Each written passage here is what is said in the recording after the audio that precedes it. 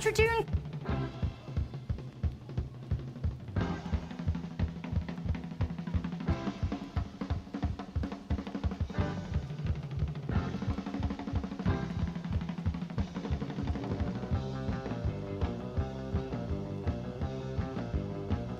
Tradoon.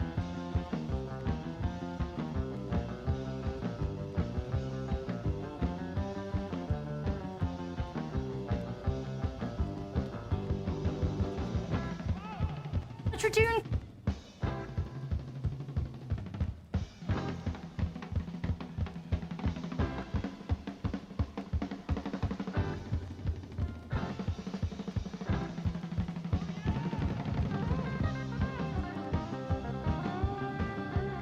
Girder.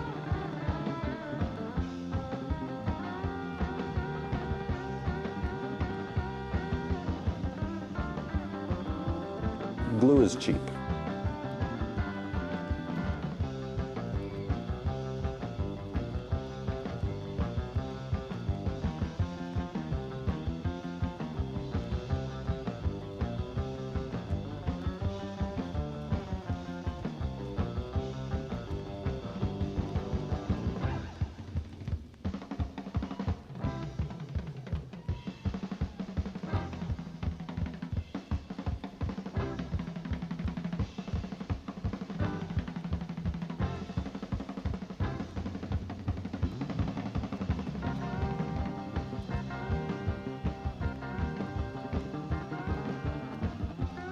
Ontogeny.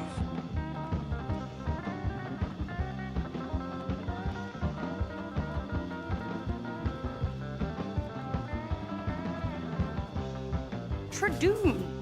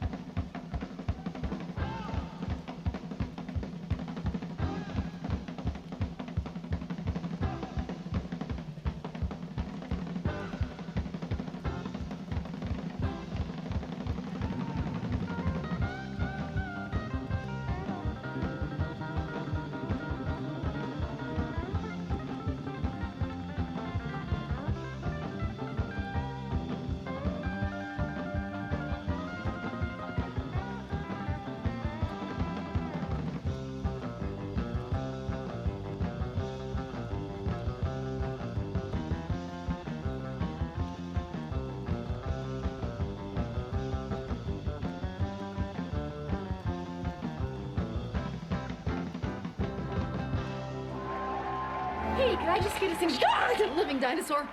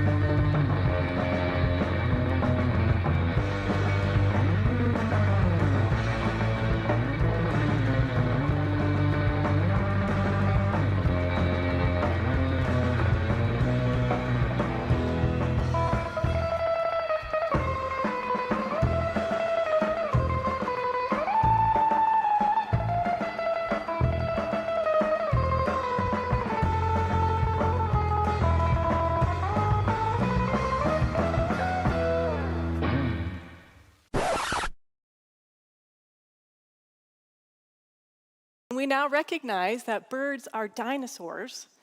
What I study is the long, deep evolution of birds from Mesozoic dinosaurs. The very concept is unimaginable. Why, if that happened, we wouldn't have a chance. How could we possibly hope to fight them? We couldn't, you're right. You're right, Mrs. Bundy. Hurry up, children. Finish your lunch. Are the birds gonna eat us, Mommy? Birds have been on this planet since Archaeopteryx, 140 million years ago. Doesn't it seem odd that they'd wait all that time to start a war? Who said anything about a war? All I said... Troodon probably fed on our ancestors, the early mammals. It is the most intelligent, adaptable, and successful hunter on the planet.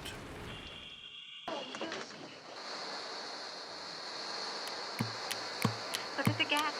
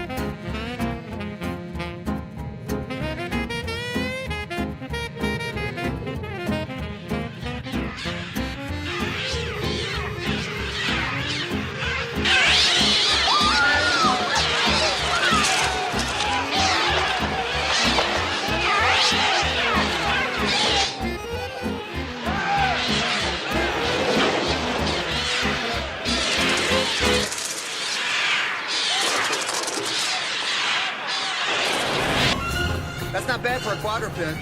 You gotta check your mirrors, just side of your eye. Side of your eye.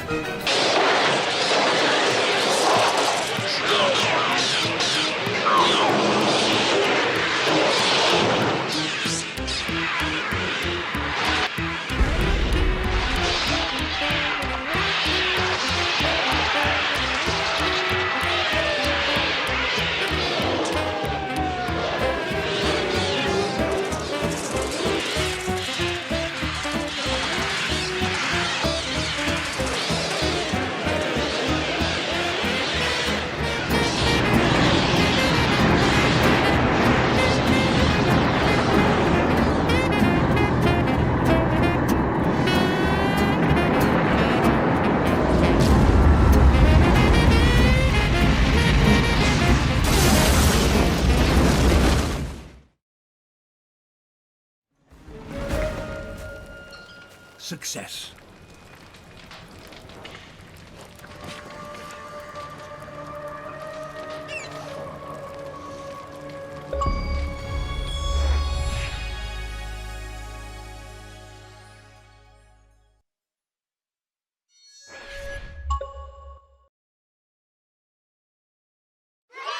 Well, hello, everybody. And welcome back to Paleontologizing. I gotta say, every day that I boot up OBS here and get ready to talk about fossils, and there are already this many people here at the very beginning, ready and eager and willing and excited to learn about fossil science, it brings joy to my heart. So I'm really glad you're here. Welcome to Paleontologizing. If anybody's here for the very first time, fatality. Mommy does. Gruesome. Thank you for the 24 months of support there, now at Tier 2. Holy cow. Thank you, thank you. In that brief moment, an iconic song. We alone are the only species to comprehend and appreciate the great dinosaurs. Thank you, iconic song, for the 16 months there. Holy moly. It is only because of the generous support of this community that I can continue to do this 5 days a week, so thank you for that. If anybody's here for the very first time, welcome to Paleontologizing. Glad you're here. I hope you stick around. I think we had at least one new person that I didn't recognize. And Light Knight, Tradoon to you too. One of the most remarkable animals that have ever existed. and certainly one of the most famous is you, Psy Bouncer. Dinosaur. Oh, PSI Bouncer, or whatever that dinosaur that is there. PSI Bouncer. I appreciate your 3 months of support there. Thank you for keeping me going here. Those Prime subs, I really appreciate it. Where were we? Oh yeah, shoot. My name is Danny Anduza. I'm a dinosaur paleontologist. As Jack Horner would say, a glorified ditch digger. I work on dinosaurs in particular. Paleontologists work on all kinds of fossil organisms, all kinds of critters from Earth's past, preserved in the rock record.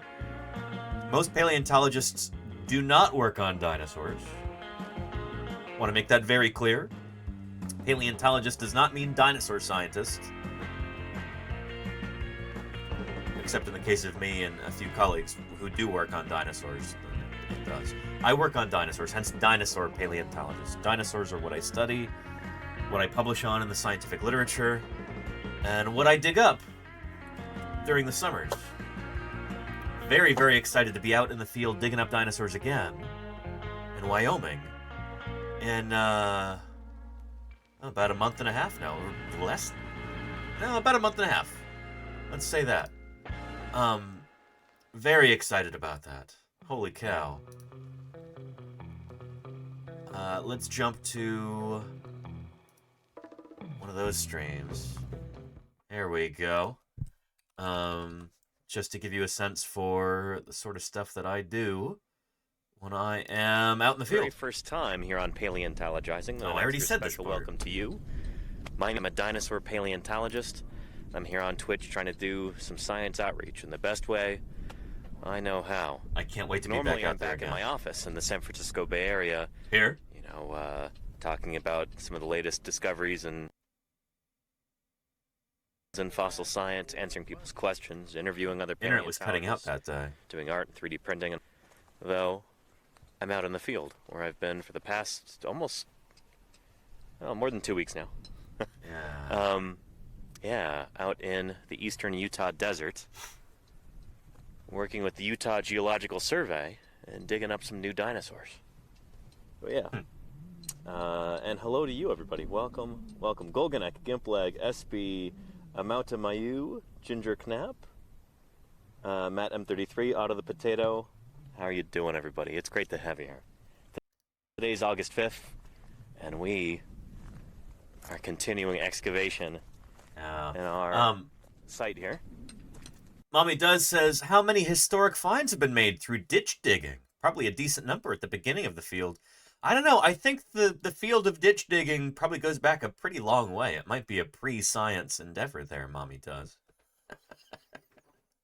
But yeah. Anyway, this is the whole reason I can stream from the field. I got to make sure I test this gear before I got to do that like this weekend probably, or soon. Test out this gear again. Make sure that it's working. Because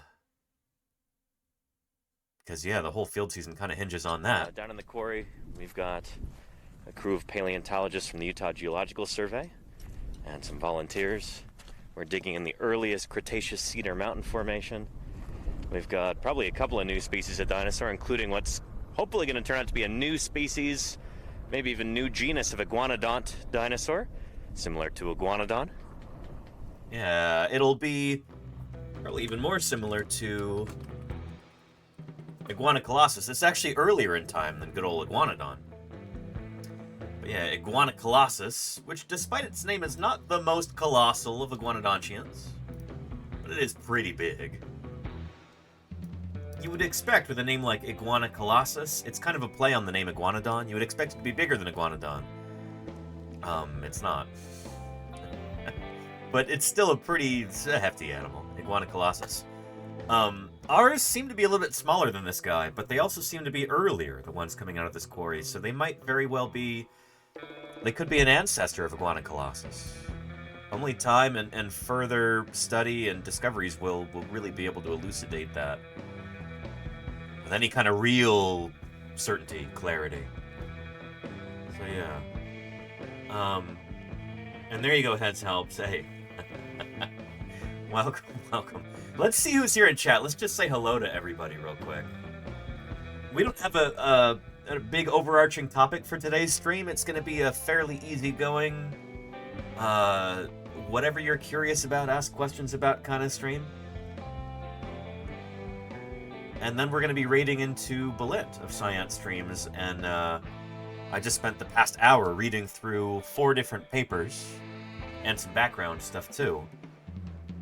We're going to be discussing some new scientific discoveries, going over some new publications, having a scientist chat. It's going to be a lot of fun, so I hope you'll join us for that when we raid out. Anyway, Kodali, Matt M33, Fall Machine, Lenina. Lenina, how are you doing? It's good to see you as always. Guts 2001, how are you doing, Guts? And happy Eid to you too. I hope you had an excellent Ramadan. It's good to have you here, Guts. A few of the questions surrounding these fantastic animals. That's true. I hope you have some questions yourself, Diagonal. I appreciate you being here, and I appreciate those 38 months of support. Diagonal, 38 months.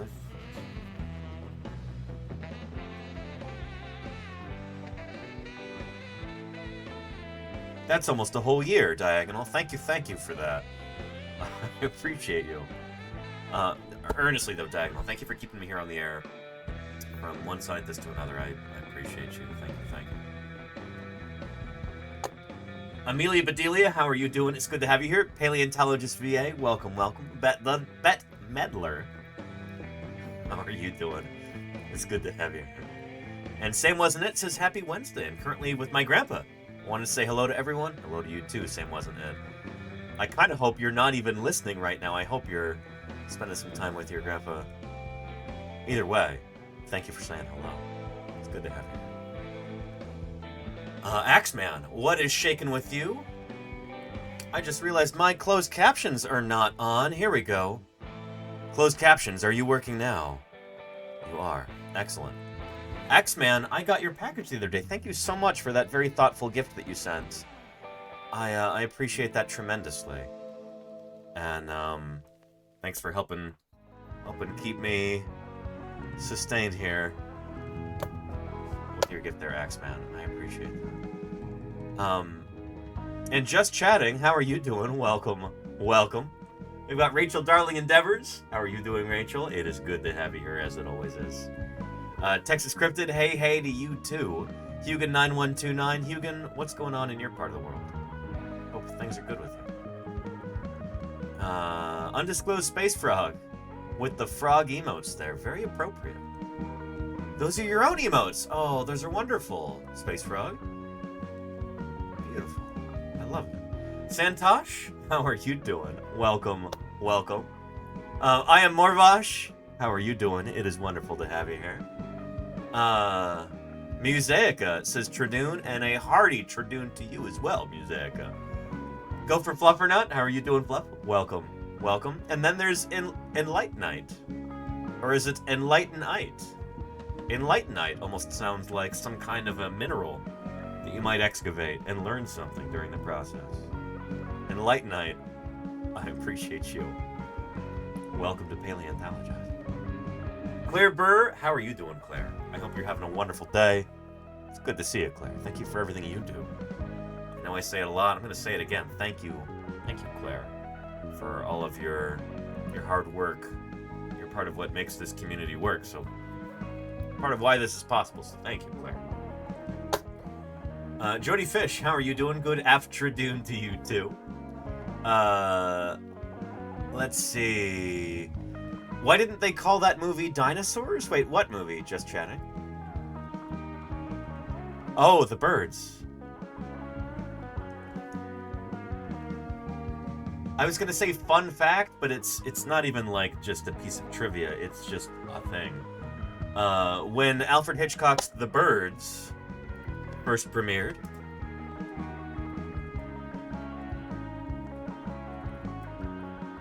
it was not yet really recognized that birds were dinosaurs. This is an idea that was still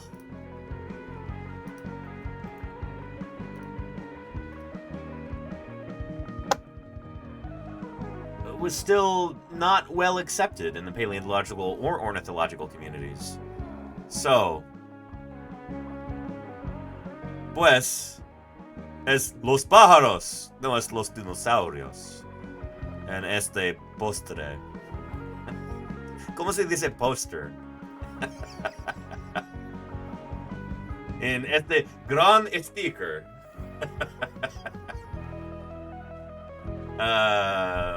Lo siento, mi español no es tan bueno. But yeah, it wasn't yet known that birds, at least there were some paleontologists who suspected that birds were dinosaurs back in the 1960s. But it wouldn't be until the 1990s, the late 1990s, that really became a certainty, that there was a general consensus, a realization among paleontologists that, holy cow, birds are dinosaurs. They evolved from dinosaurs. Dinosaurs had basically all of the bird features before birds showed up on the scene, and that's because they are ancestral to birds. Things like feathers, hollow bones, their wrist structure, their structure of their hips and their ankles, their avian respiratory system, even wishbones. Dinosaurs had all of those before birds did. It's cool to think about. Yeah. Bonjour to you too, British Asura. Ah, speaking in the kings there, I see. Or the queens? Whatever it is nowadays, British Asura. I appreciate you. It's good to see you. Saranlin, how are you doing? Welcome, welcome. Yeah, oh, and Saranlin says, because it was released half a century before we knew that birds are dinosaurs. There you go. Yeah, you were right on the money, as usual, Saranlin. Tommy Ploticus says, yum, Eastern Utah desserts. It'll be a sandy one there, Tommy Ploticus. Sandy and gritty. Delightful Dilophosaurus, how are you doing? And a howdy to you as well. Hope you're having a good day, Delightful Dilophosaurus. It's good to have you here. Hold on, something's coming out of here. Well. Bird, What's this? Dude, it knows what's good. A bird? No, can't be. I just heard it inside. Delta Rain! How are you doing, Delta Rain? It is wonderful to have you here. How are things, Delta? Welcome to Paleontologizing. I hope you were doing really, really well, and how did your stream go, Delta Rain? What games or shenanigans were you getting up to today? It is great to see you, Delta. Delta was actually here in the Bay Area very recently. Got to hang out with her, yeah, just last week.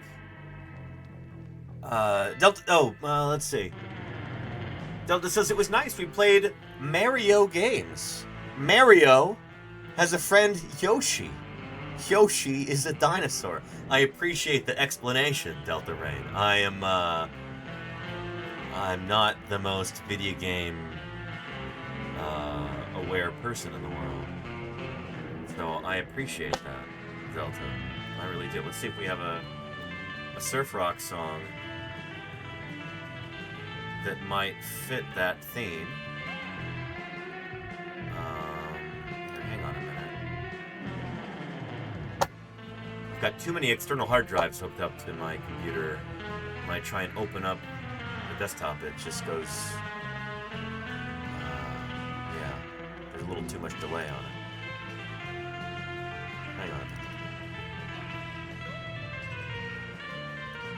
Anyway, Delta, I'm glad you had a good stream.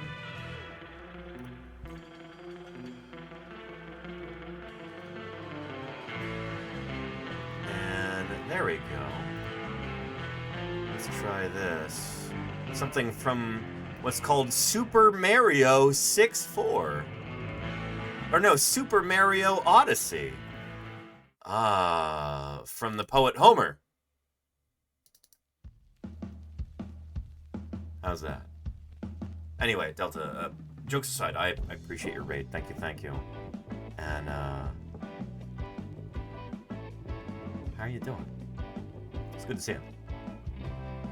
we're just getting started here. I was just doing some greetings, and we're going to be having a loosey-goosey kind of casual stream today.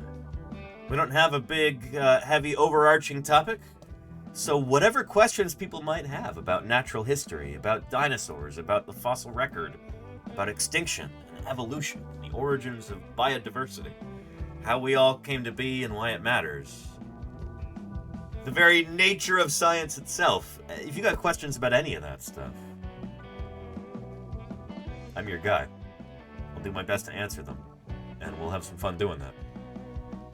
But yeah, you can see that's a Pachy on the wall. It is Pachycephalosaurus. Pachycephalosaurus wyomingensis. Eugen, yes indeed. Yeah.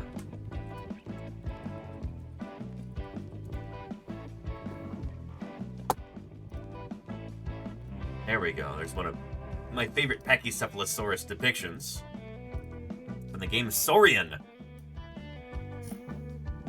They do some good work. That is a really cool critter, Pachycephalosaurus. It's pretty neat. Let me take it off the wall and show you. Yeah. Mario sailed the wine darks. Yes. When Rosie fingered Dawn tickled Mario's mustache. Delta knows what's up. Yeah. Mommy Does says Feral Clydesdale is supposed to invoke that imagery, so it works. Wait, what? About Pachycephalosaurs? You lost me. Yeah. Sing-O-Muse, the rage of Mario. Exactly, Delta Rain. Exactly. Here, Pachycephalosaurus. Good boy. But those claws on the wings are once again invaluable. What lovely claws you have, Rothgar. And what invaluable support over those 20. I thought I heard my mating call. Okay, Rothgar, I appreciate your 22 months of support. Thank you. Yeah. This is a 3D printed skull of the dinosaur Pachycephalosaurus, the largest of the Pachycephalosaurs, largest and the last. It's another one of those examples of Cope's rule, I guess. This idea that as a lineage of living things continues to evolve and new species arise, a lot of people say that they tend to grow larger over time, that all other things being equal, the longer that a lineage of living things is around, the larger and larger the different species will get.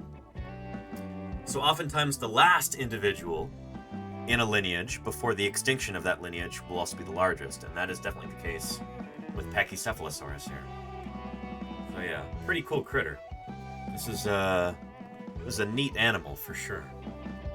Yeah. Trooper says the skull looks really mean. I mean, I don't know how friendly these animals would have been, but they seem to have been mostly plant eaters. Although even that is kind of uncertain here. I'll show you. Give me a second here. Put this back.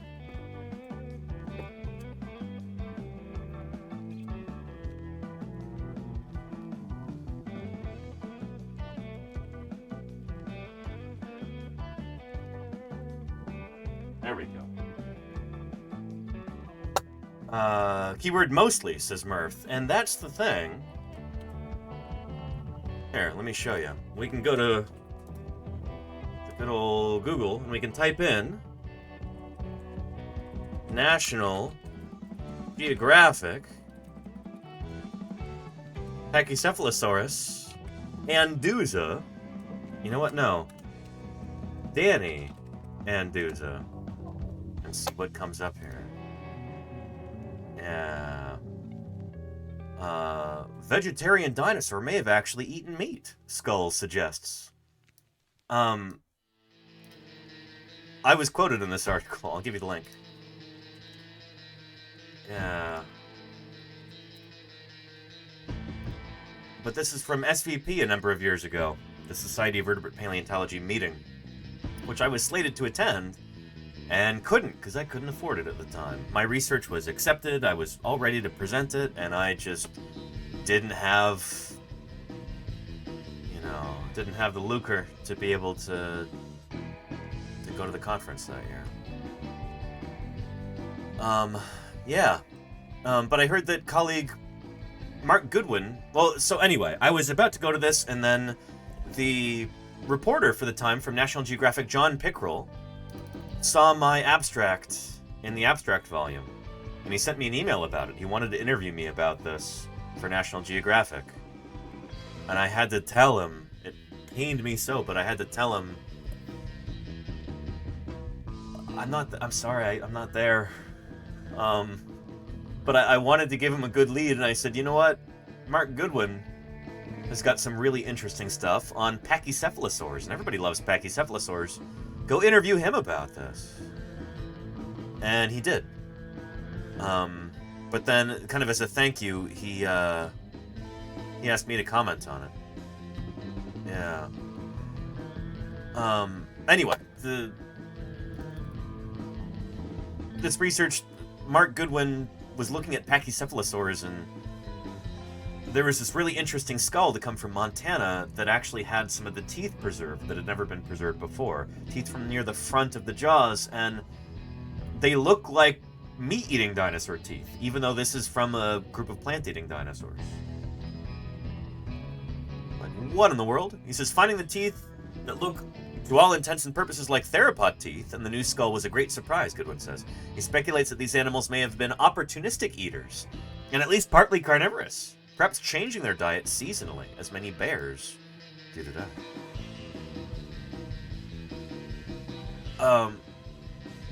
Yeah. Phil Curry was interviewed in this as well.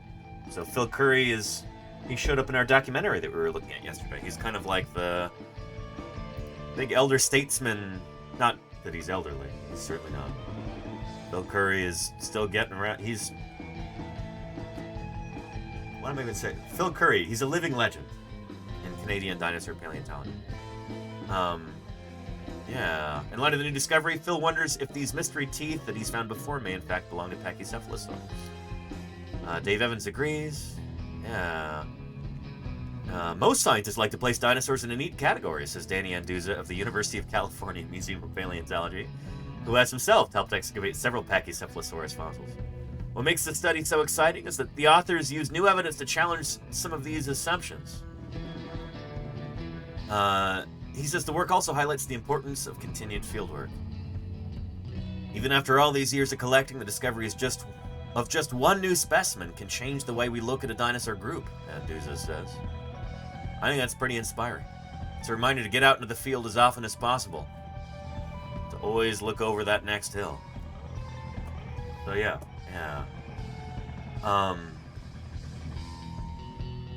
Anyway, again, here's the link to that. I think we've had some other questions in the chat since I got started off on this tangent. Well, let's see them.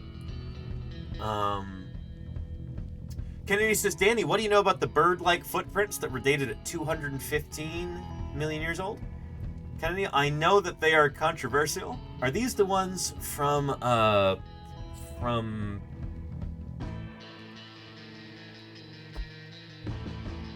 shoot, where are they from? I want to say they're from Northern Europe. Yeah, I don't know. Trackways can be interpreted in a lot of different ways.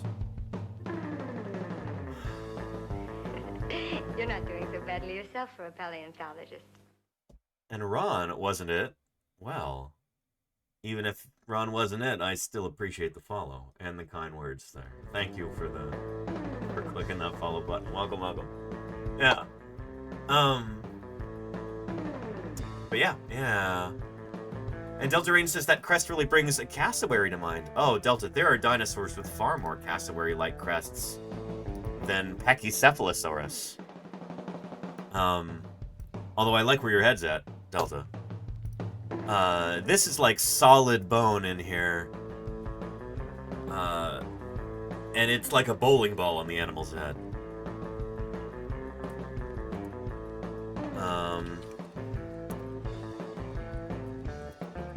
other dinosaurs like Oviraptorosaurs. These guys are actually closely related to birds. And some of them had some very, very bird-like crests. Very, very cassowary-like crests on their heads. Yeah, and like a cassowary's crest, it was actually hollow. It may have had some sort of a role in temperature regulation and vocalization, but mostly it seems to have been used for display, just like in cassowaries. And here we go. There's a depiction of an Oviraptorosaur and a cassowary side by side. Oviraptorosaurs also had feathers all over their bodies too. Oh yeah, yeah. But yeah. And let's see here. Scrolling. British Nosaurus says that Anduza guy sounds like a pretty good mascot for paleontology. Mascot? That's what we all aspire to be, is a mascot. John, it's Marvin! Your cousin, Marvin Barry! Avarice Clary? You know that new sound you look Well. Well, listen to this! How are you doing, Avarice? Well, I appreciate that raid very much. Thank you. Avarice, how did your stream go? You're doing something called Freedom Wars. Sounds like a euphemism. But yeah, anyway, Avarice. I hope you had a great stream. It's good to have you here. It's 2 different raids from iOS adjacent streamers here. Let's get another shout out for Delta Rain, who just raided in a few minutes ago. And then another one for Avarice Clary. Yeah, you're beating up giant robots. It went well. I'm glad to hear it, Avarice Clary. Very nice. Giant robots are often up to no good, so I'm glad you put them in their place, Avarice. Yeah. Anyway, yeah. Good stuff. Hugin says opportunistic omnivory could be a possibility for Pachycephalosaurus, seeing as how modern herbivores are known to eat meat or bones when the opportunity presents itself. Yeah, Hugin. You know, I've long said that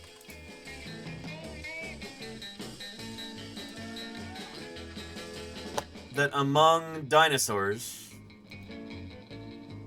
you know, there's like a major split that happened. Oh, no, these are just ornithischian dinosaurs. I'm looking for... Here we go. That'll work.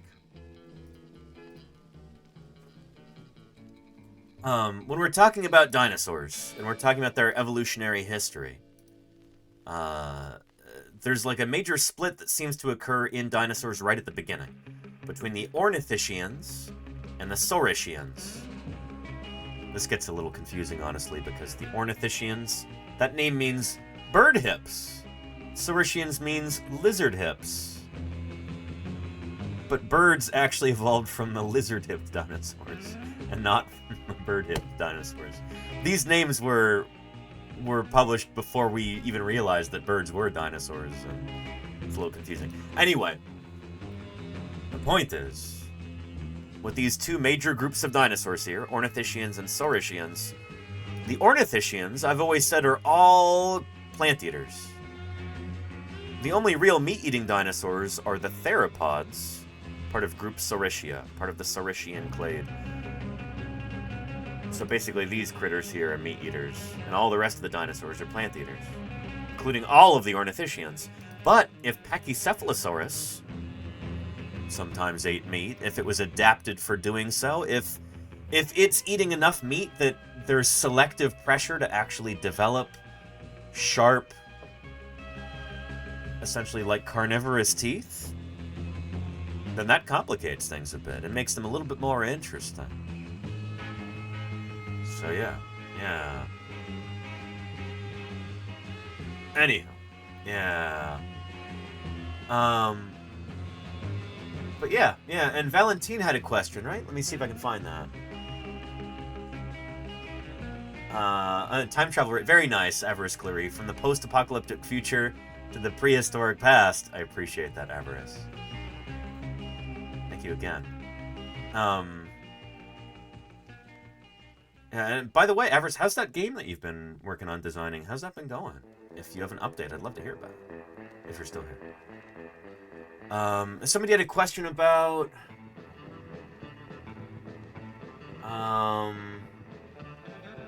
where was this? Had a question about what constitutes a dinosaur? So, in order to be a dinosaur, just like any group of animals, you have to evolve from that ancestor.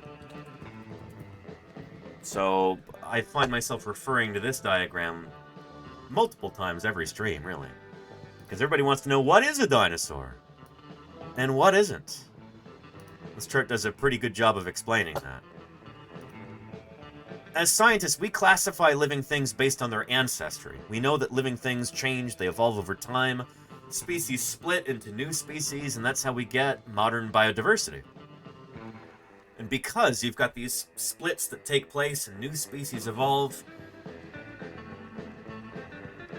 we classify living things based on those splits, basically. So in order to be a dinosaur, what we call a dinosaur is any creature that evolved from this ancestor. If you didn't evolve from the ancestor of all the dinosaurs, then you're not a dinosaur. It's as simple as that. That's why pterosaurs, the flying reptiles, aka pterodactyls, as members of the public call them, they're not quite dinosaurs. They split off a little bit before the first of the dinosaurs evolved, and then radiated out into the rest of Dinosauria. So these guys, they're close, but no banana. Same with crocodilians. They're like cousins to the dinosaurs, but they're not dinosaurs themselves.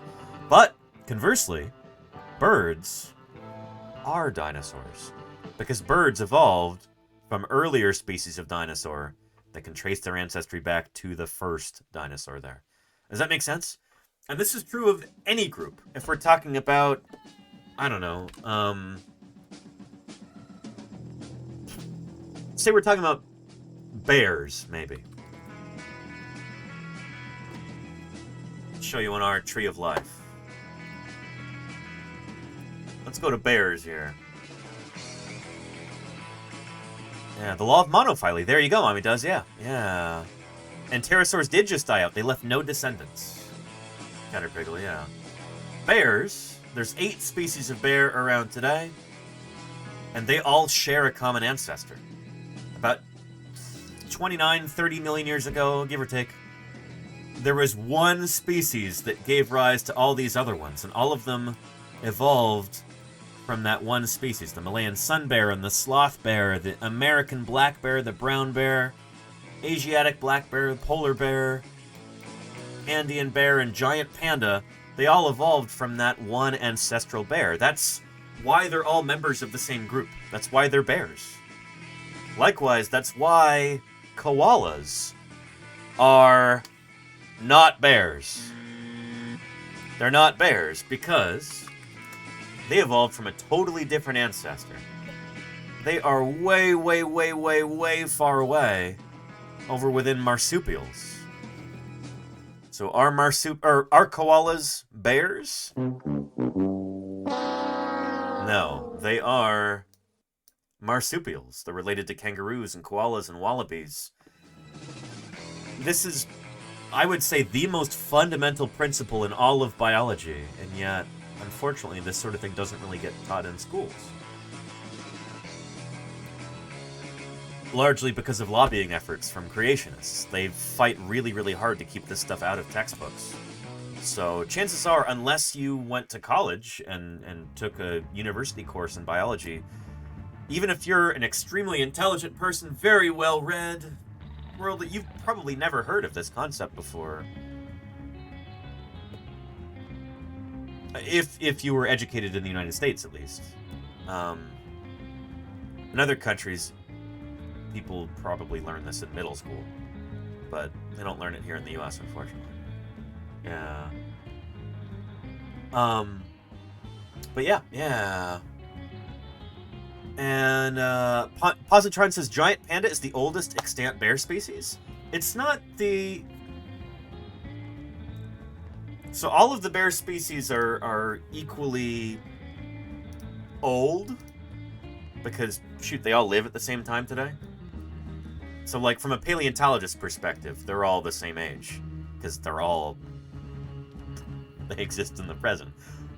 But we would say that the pandas are the earliest diverging. So this is the branch that split off first. And I'm sure there were multiple species of panda, throughout the years. They're just... We've only got one left. And it's barely left, Apparently they've been doing pretty well recently, with conservation efforts in China. So they might not even be endangered anymore. But, anyway. Yeah. But these guys are... It's funny, back in, like, the 90s, I think the 80s and 90s, earlier in the 70s, there were a lot of arguments about whether pandas actually were bears. Are they actually members of Ursidae? Are they actually part of the bear family? There were some scientists who thought that they looked a little bit more similar to red pandas. Or to raccoons or something like that. Maybe they're not true bears. And it took DNA evidence, sequencing of their genomes, and looking at the nuts and bolts there in their genome to figure out that, oh shoot, they are bears. They're just a little bit different from most other bears because they diverged so early on. So all of these bears here share a common ancestor only 21 million years ago, whereas pandas split off like 29 million years ago. But they still share a common ancestor there, so they're still bears. Does that make sense? I hope it does. Yeah. Nader Fiend says, what's the evolutionary reasoning for that color pattern? Heck if I know, Nader Fiend. I don't know. Yeah, it might be a warning coloration pattern, just to say, hey, stay away from me. Don't mess with me. I'll mess you up. Because they still have claws and teeth. And they will mess you up if, if you threaten them. Or threaten their young. Yeah. So, yeah. Anywho, so it could be a warning color pattern. Kind of like on a wasp, says Andy. Yeah. And Mommy Does says, a reminder, folks, evolution doesn't affect individual animals. It's all about populations of animals. Yes. Yeah. Well, yeah. Creatures throughout their lifespan don't evolve. Evolution happens from generation to generation. You're a little bit different from your parents, or a little bit different from your grandparents, and that's evolution. Does that make sense? Yeah. But yeah. And Anne the biologist says, I'm leaving for fieldwork upcoming Monday for 2 weeks. We're going camping to study how birds prey on caterpillars under artificial light. That is super cool, Anne the biologist. That is super cool. I hope it goes really well. Holy moly. Excellent. I hope your results are elegant and easy to parse. I hope the weather is good. I hope everything goes right for you there in that fieldwork and the biologist. That's exciting stuff. And Rocky Alters, thank you for gifting and the biologist. I appreciate that very much, Rocky Alters. Thank you. Look, we're making really good progress on our sub goal for the week. We very well might make it this week. Excellent. Yeah. But yeah. And Rocky Alter, this makes me wonder if there's actually been research done on color patterns of pandas. If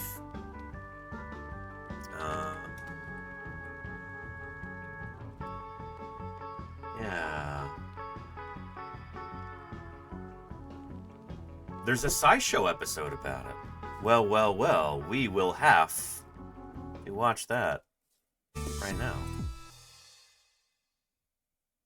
Giant pandas are instantly recognizable. They're Yeah, so the name panda, well, not the name panda, but the species and genus name for the giant panda, I think it's Ailuropoda melanoluca, means cat foot, black and white. It's right there in their scientific name. Like the color pattern is,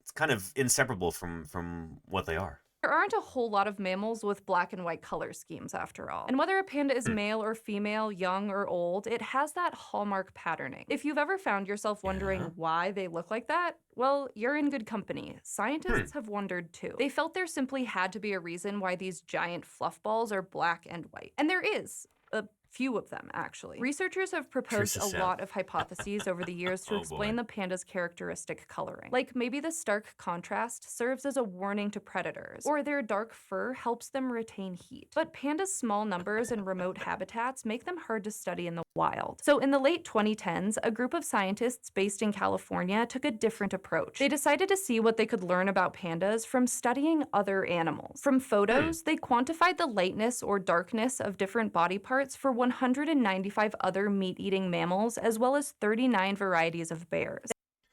39 varieties of bears. So there's only 8 living species of bear. So they must have been looking at a lot of subspecies or like regionally distinct populations. Yeah. Yeah. Then they looked to see if there was any relationships between the average color of the body parts and aspects of the animal's environment and behavior. So things like whether species that live in cold places tend to have lighter legs, or if species that live in groups have darker ears, for instance. And that led them to conclude that they're probably... Is it confirmed that pandas are true bears? They are, Rocky Alters, yeah. Yeah. They're part of Ursidae. Yep. They are indeed true bears. Probably isn't just one reason why pandas are black and white. Weird as it might seem, their conspicuous body colors are probably for blending in. The team found a relationship between having light-colored fur and living in areas with snow, especially for animals that don't hibernate and need to camouflage themselves against the white background. On the flip side, dark... GBK Demon says giant pandas are not true well... Yeah, so if we're talking about the red panda, who's, I forget the genus and species name, but they're technically the true pandas, and giant pandas were named after the discovery, scientific discovery, by Western scientists of, oh boy, this is getting confusing. We'll watch another video about this, so I can help explain it to you. But, Ilurus fulgens, there you go, yeah. Anyway. Fur is seen in species that need to camouflage themselves in the shade under leafy summer trees. And thanks to their diet, pandas actually need both summer and winter camouflage. See, their main food source is bamboo, which doesn't have a whole lot of nutrients. And to make matters worse, pandas descended from a lineage of carnivores, so their digestive systems aren't all that great at digesting plants. Yep, so that's the thing. A lot of you probably know already that plant-eating animals need to have like a longer gastrointestinal tract. They need to have a bigger gut in order to be able to digest plant material, because plants are more difficult to digest than meat. It takes more time in the digestive system to like let the stuff stew in there to get enough nutrients out of it than it does for meat. Meat is quick and easy, you know. With plants, you need to have more gastrointestinal architecture in order to be able to gain enough nutrients. And when you're eating something as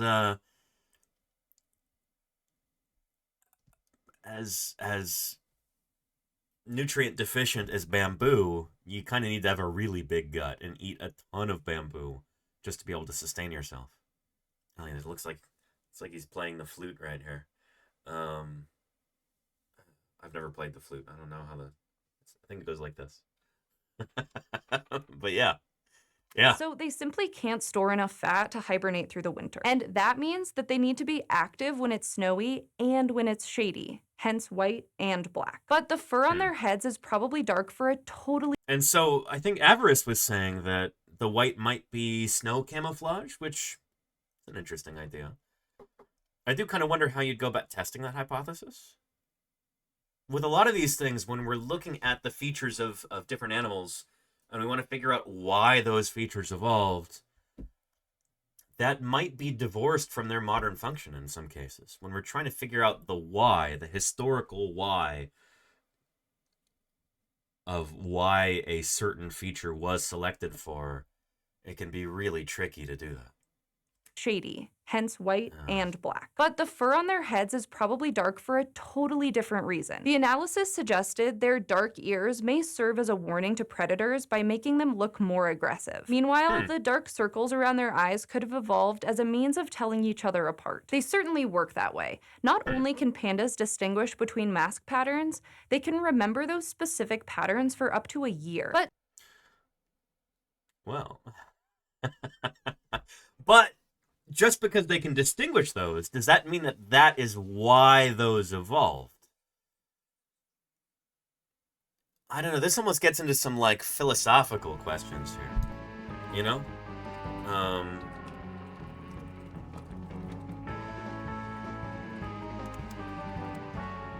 Yeah. Almost getting into stuff like this. Like, the purpose of a system is what it does. This is something that's used in engineering and in human fields like that, you know. Yeah. The term is widely used by systems theorists and is generally invoked to counter the notion that the purpose of a system can be read from the intentions of those who design, operate, or promote it. When we're talking about natural selection, purpose is almost, it's almost the wrong way to think about things. Different traits will be selected for by natural selection until they're not anymore.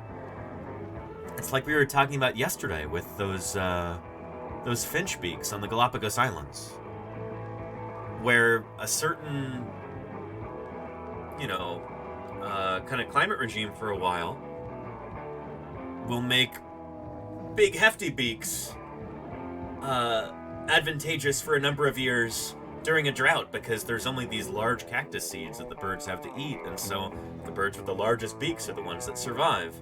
And then when the drought is over and all of the big seeds are gone and you've got all of these tiny little seeds, then smaller, kind of wispier beaks like this are suddenly proffer a selective advantage.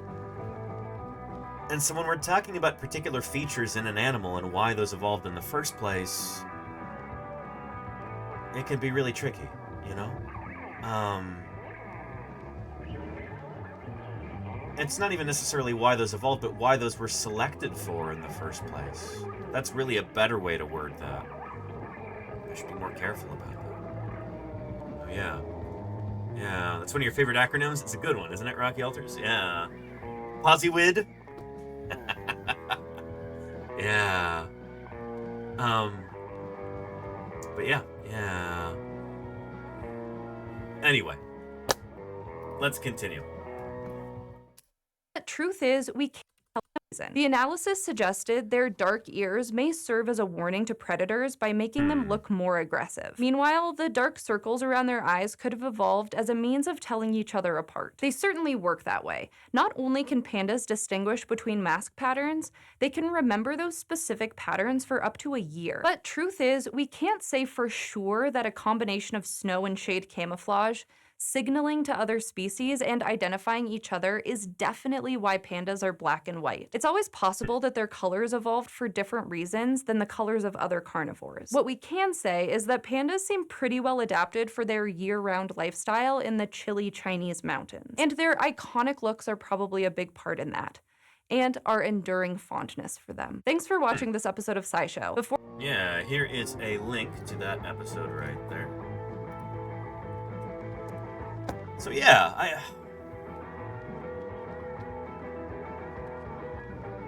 one thing that I try and constantly remind people of is that there are a lot of gray areas in biology. There are a lot of, in paleontology as well, there's a lot of mysteries. There's a lot of things that are uncertain.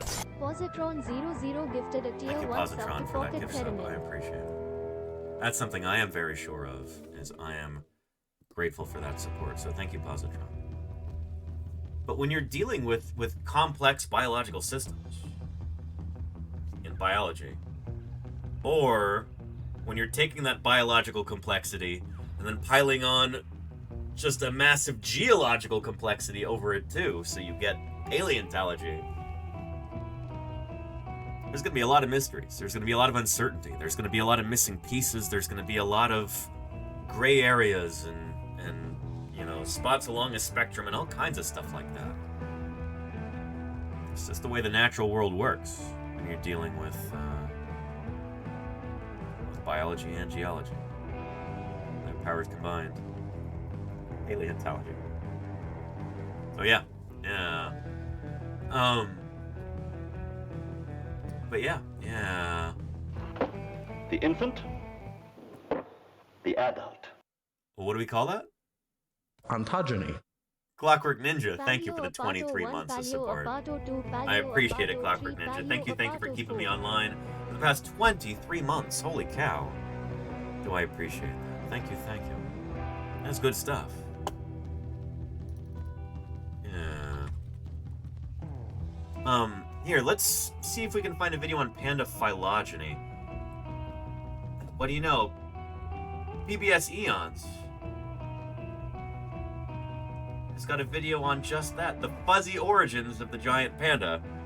It looks like we're going to be talking about some ambiguity here. Some fascinating, delicious ambiguity from the world of paleontology. Let's take a look. Thanks to Lego.com.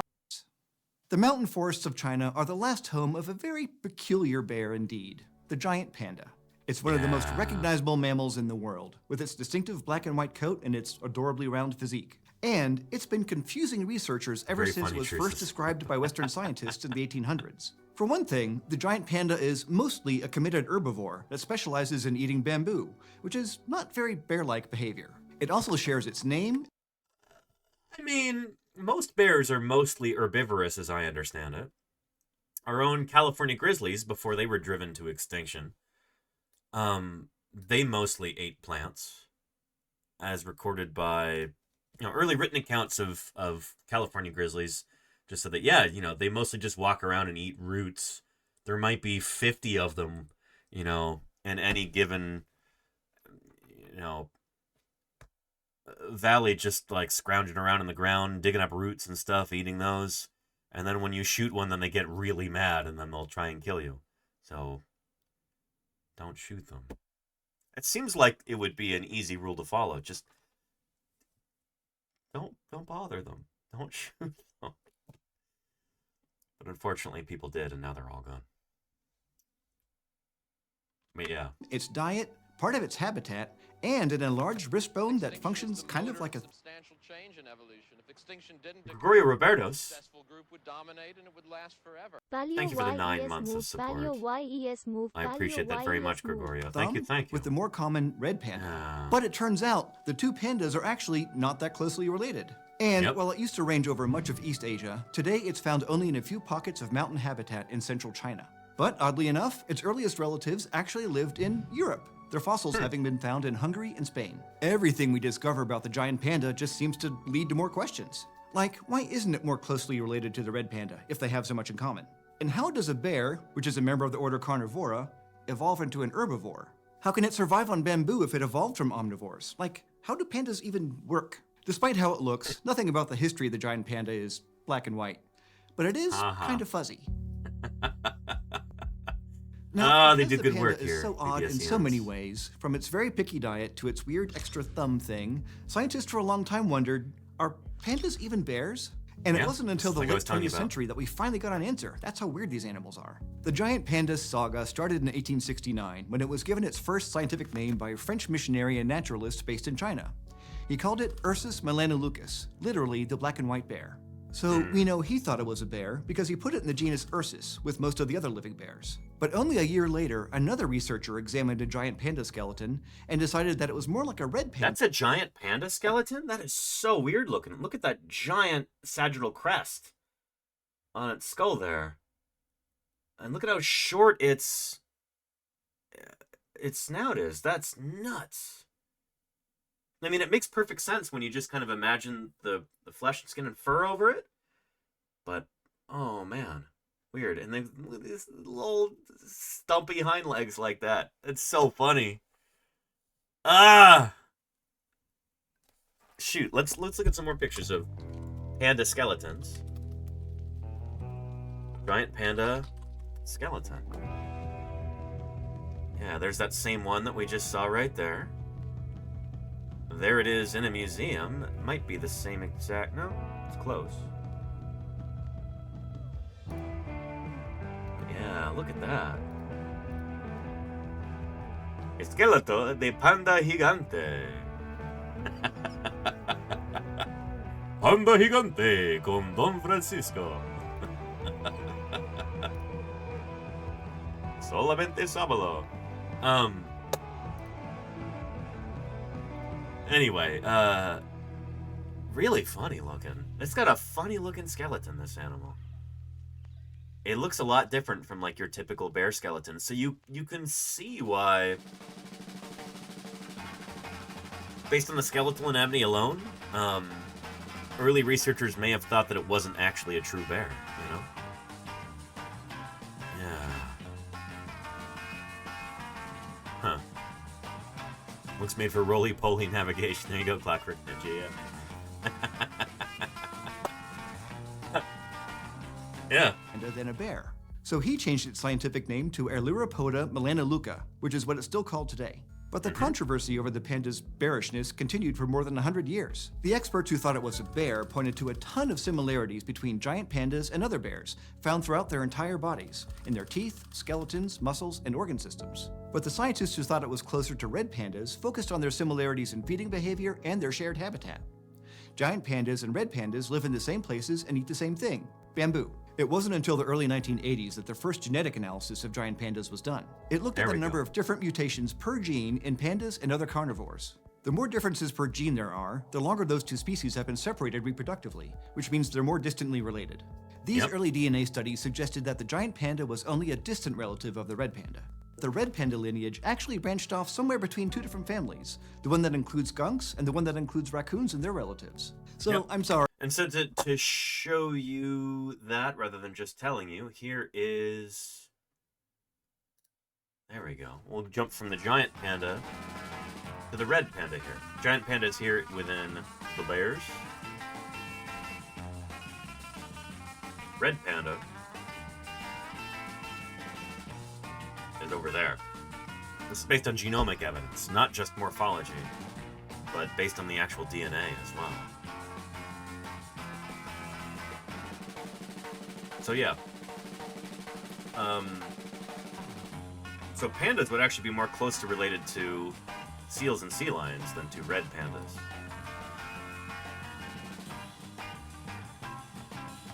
Well, no, they're equally distantly related.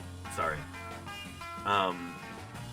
Pinnipeds, the seals, sea lions, and walrus, and the red panda are both equally closely related to bears like the giant panda, it seems. That's the thing you got to remember about these plates is you can flip them. Anytime you've got a node like this, with branches coming off of it, you can spin it there on the node. So we could put this branch here, and this branch here, and it wouldn't matter. You know? Does that make sense? One of these days we'll do a whole stream on phylogenies, on trees, on cladograms, and that'll be fun. Yeah.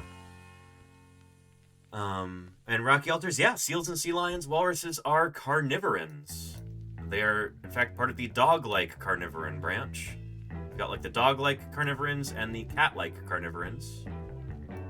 They're both, of course, carnivorans. That's why we call them that. This is critters with carnassial teeth.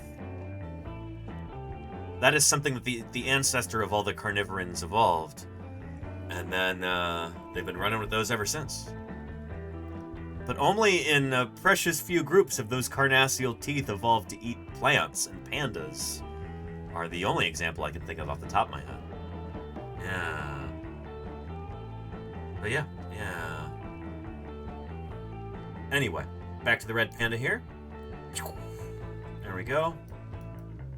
And then you've got other critters that are related to the red panda. Otters and badgers and raccoons, kinkajous and olingos, ringtails and etc. Oh, ringtails are so cool. We have these here in California. They're very rare. They are, oh man, they're so neat. Here, let me see if I can show you a quick video of a ringtail.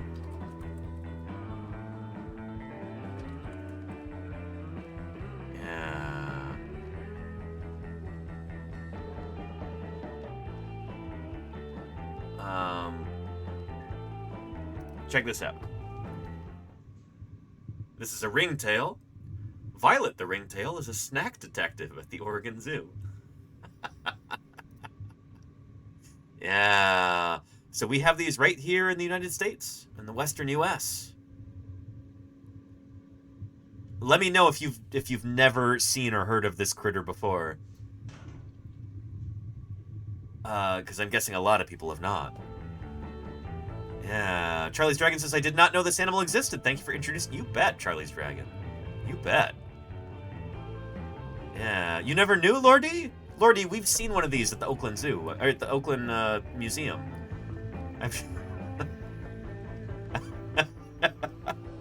They have one on display, a taxidermied one. But yeah, it's a pretty cool critter. A ringtail. Yeah.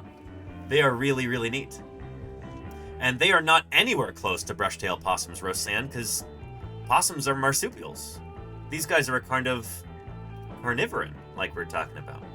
So they're related to kinkajous and olingos, raccoons and badgers, and also red pandas. Yeah. Here, take a look. Today on Animal Fact Files, we're discussing ringtails. Yeah. These may be the cutest animals you'll never see. Okay, Yep. to be fair, there's a chance you could see them, but you'd have to look quick, and you'd have to be out late at night. Ringtails get their common name from the rings on their tails. It's pretty straightforward. However, you'd be hard-pressed to actually witness this ringed sight in the wild. Ringtails are sly, quick, clever creatures who are considered relatively common, but almost completely obscure from... Yeah, and let's see. Cutter Pickles says, are they related to the lemur? Not at all. No, lemurs are primates. So a ringtail is going to be over here. There we go. So they're related to, like I said, olingos, kinkajous, red pandas, and then seals and sea lions and bears. A lemur is going to be way over here. They're a kind of primate. They're way over there. Yeah. And are lingos North American native? I think they're from South America, Caterpillar, but I'm not totally sure. Okay, let's find out.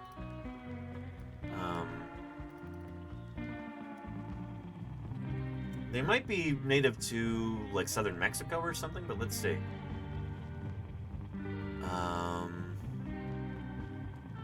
Yeah, Allen's Olingo. South America. That's like I thought. Yeah, Bolivia, Brazil, Colombia, Ecuador, Guyana, Peru, and Venezuela. Yeah.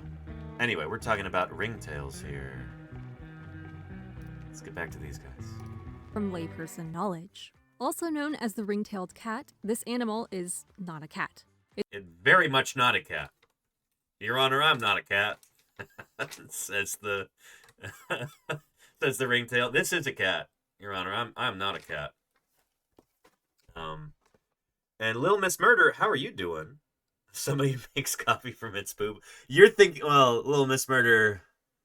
Shoot, don't give anybody ideas. But no, the animal poop scam is a different kind of creature called a civet, which is that's a kind of mammal that's close to cats. Sometimes they're called civet cats, even though they're also not true cats, but they're close to cats. Yeah.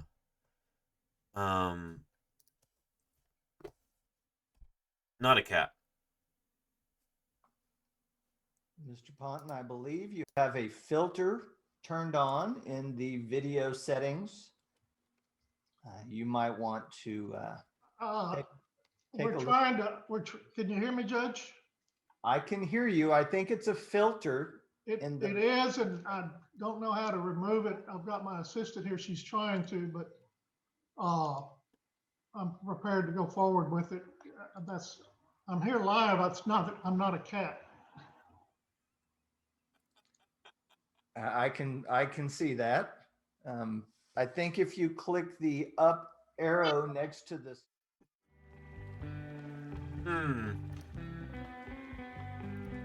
Also not a cat. A ringtail.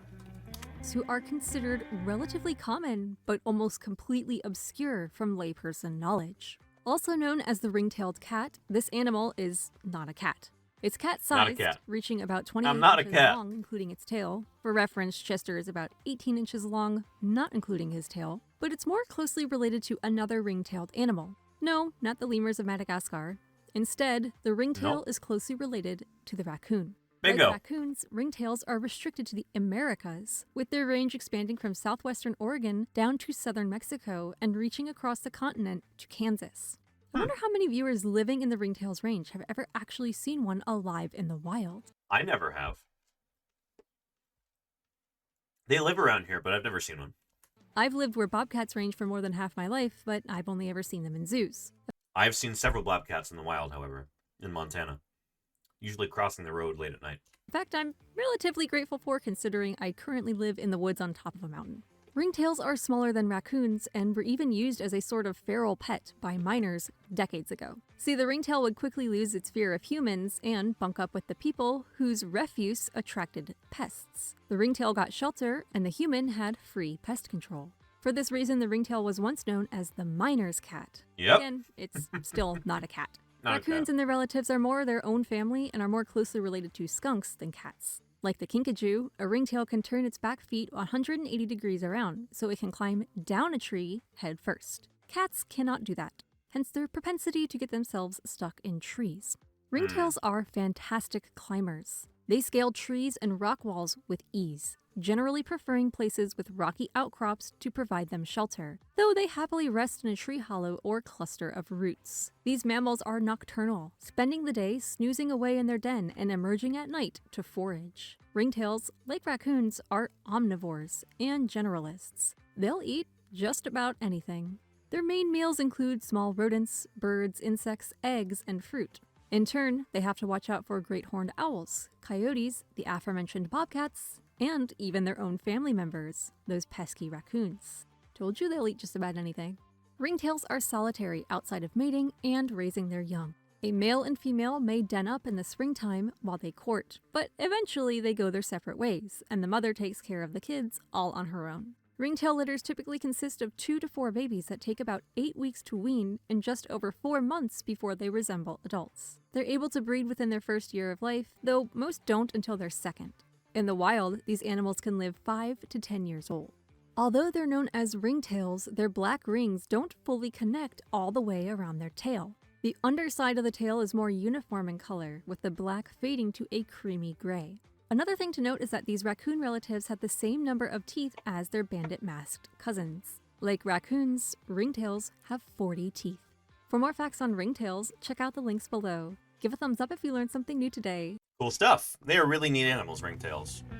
And they're related to, like I said, red pandas and raccoons.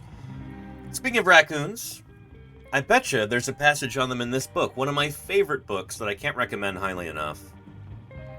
The Raccoon Next Door Getting Along with Urban Wildlife. This is a book written by the former director, curator, head honcho of the Lindsay Wildlife Museum, which was a fabled place right near where I grew up. I went to school right down the street from the Lindsay Wildlife Museum. And I betcha He's got a passage in here on the ringtail. Page 83. Here we go. Oh, the ringtail cat here. Hopefully he specifies it's not a cat. Yeah, ringtail cat. Basiliscus astutus. A young man once wrote to me about his octogenarian parents, who he said either had a ghost or a very clever animal living somewhere in their home. Oh boy, we need some music for that. A young man once wrote to me about his octogenarian parents, who he said either had a ghost or a very clever animal lurking somewhere in their home. When his mom went to get some candy out of a new box, she found wrappers on the floor all around, while the box itself was closed. When she picked up the box, it was empty. She blamed her husband, but he denied taking the candy. They tried to trap the candy thief over the next few days, but the traps were always empty. With the peanut butter bait licked from the trigger, the traps never sprung. The son wanted to know what I thought it could be. He said whatever it was, it certainly added a bit of excitement to their lives. Even though mice like candy, this animal was clearly too big and aggressive for a mouse, and squirrels are day creatures and rarely raid houses. The house was in Hemet, in Riverside County in the Southern California desert.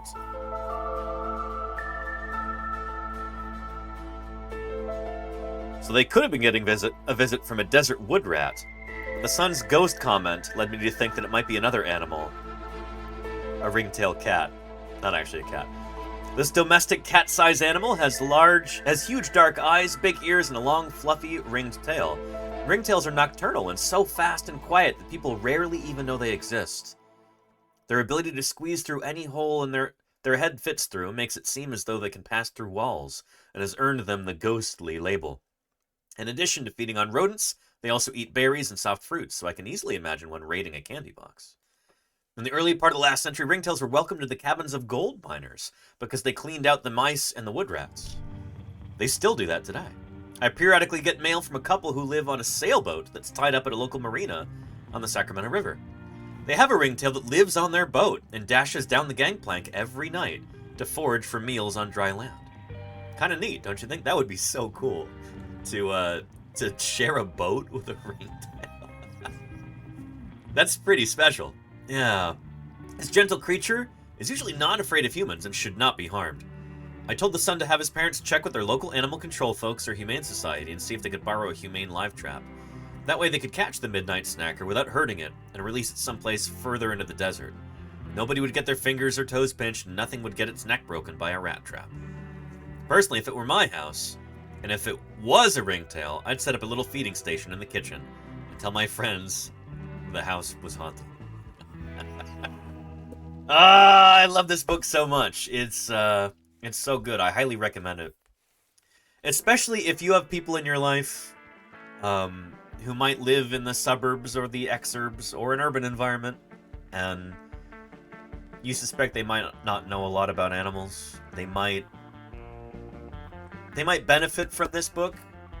You could pick it up for like $4 on Thrift Books. It's so good. And lots of practical advice for coexisting with all of these different creatures that we've encroached upon for building things like houses and suburbs, cul-de-sacs, etc. So yeah. Anyway, yeah. The floof is out there. There you go, Steely Dan. Yeah, yeah. But yeah, yeah. Anywho. But red pandas, this is kind of a paleontological mystery. What are giant pandas and red pandas related? What is their relatedness? What's going on with them? And other carnivores. The more differences per gene there are, the longer those two species have been separated reproductively, which means they're more distantly related. Won't stop them. There you go, Timber Stretch, yeah. Suggested that the giant panda was only a distant relative of the red panda. The red panda lineage actually branched off somewhere between two different families, the one that includes skunks and the one that includes raccoons and their relatives. So, I'm sorry, no. Scientifically speaking, it's not super accurate to describe a raccoon as a trash panda. But there is a relation. There you go. Sorry to whoever just. Sorry, Commodore. let's let him say it again. Practically speaking, it's not super accurate to describe a raccoon as a trash panda. But there is a relationship there, at least with red pandas. It wasn't until studies were done of the giant panda's whole genome in the late 2000s that it was confirmed that the giant panda was indeed a bear. And it turned as late as 2000? Did I hear that right? There's a relationship there, at least with red pandas. It wasn't until studies were done of the giant panda's whole genome in the late 2000s that it was confirmed that the giant panda was indeed a bear. And it turned out that its closest living relative isn't the red panda. It's the South American spectacled bear, which belongs to the second oldest branch on the bear family tree. And the and we see that right here. To go back to our bears over here. There we go. Giant panda, closest living relative to the giant panda, the Andean bear, right there. Checks out. Yeah. Good stuff. Oldest branch of the bear family, that's where pandas came from. According to molecular clock studies of the genomes of the bear family, the giant panda lineage originated around 20 million years ago in the early Miocene epoch, when its branch split off from all of the other living bears. But we don't know where this happened exactly. Sculpin, have you had run-ins with raccoons before? I remember back when I lived in Montana, my old crew chief, Denver Fowler, who's from the north of England, he had never seen a raccoon before. That's an exotic animal to him. You know, growing up in the north of England, they don't have raccoons there. And so for him, raccoons they had almost like a mythical status in his mind. And so he told me, or I think actually Liz, who married Denver, she was telling me, like, yeah, Denver's always saying that he really, really wants to see a raccoon. He's never seen a live one before. And so he's instructed me that if I ever see one in the middle of the night, I should wake him up so that he can see it. I thought this is the funniest thing in the world. And one time, I did see a raccoon in the middle of the night, and I tried to call up Denver. It was like 2 a.m, and his phone was off. But yeah, so I'd love to see a raccoon.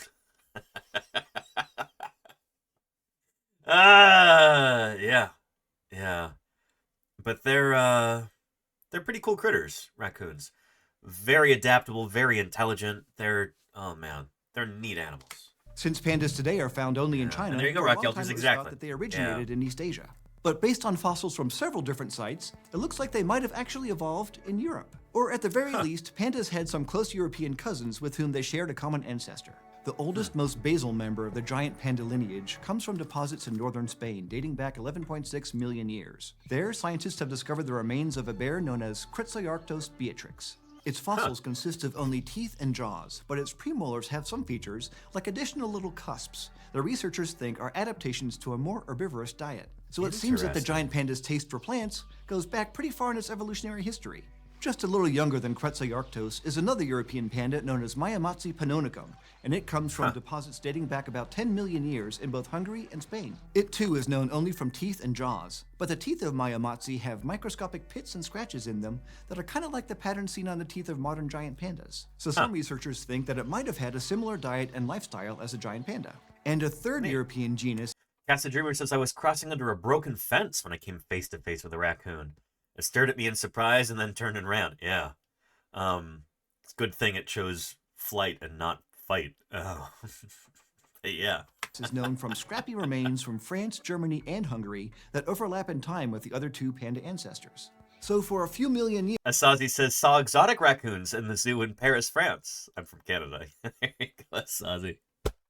Yes. Yeah. Years, we've got panda relatives living throughout Central and Western Europe. But then something strange and frustrating happens. There seems to be a panda hiatus in the fossil record. The next time they show up is in China millions of years later. There we found 2 species belonging to the genus known as Ailurarctos. They date to between 6 million and 8 million years ago, and both are known, again, only from teeth. And those teeth suggest that those bears were smaller than the modern giant panda and were probably more omnivorous. They had broad lower molar crowns, like living bears, but with a wrinkled pattern to their enamel, which is what the giant panda has.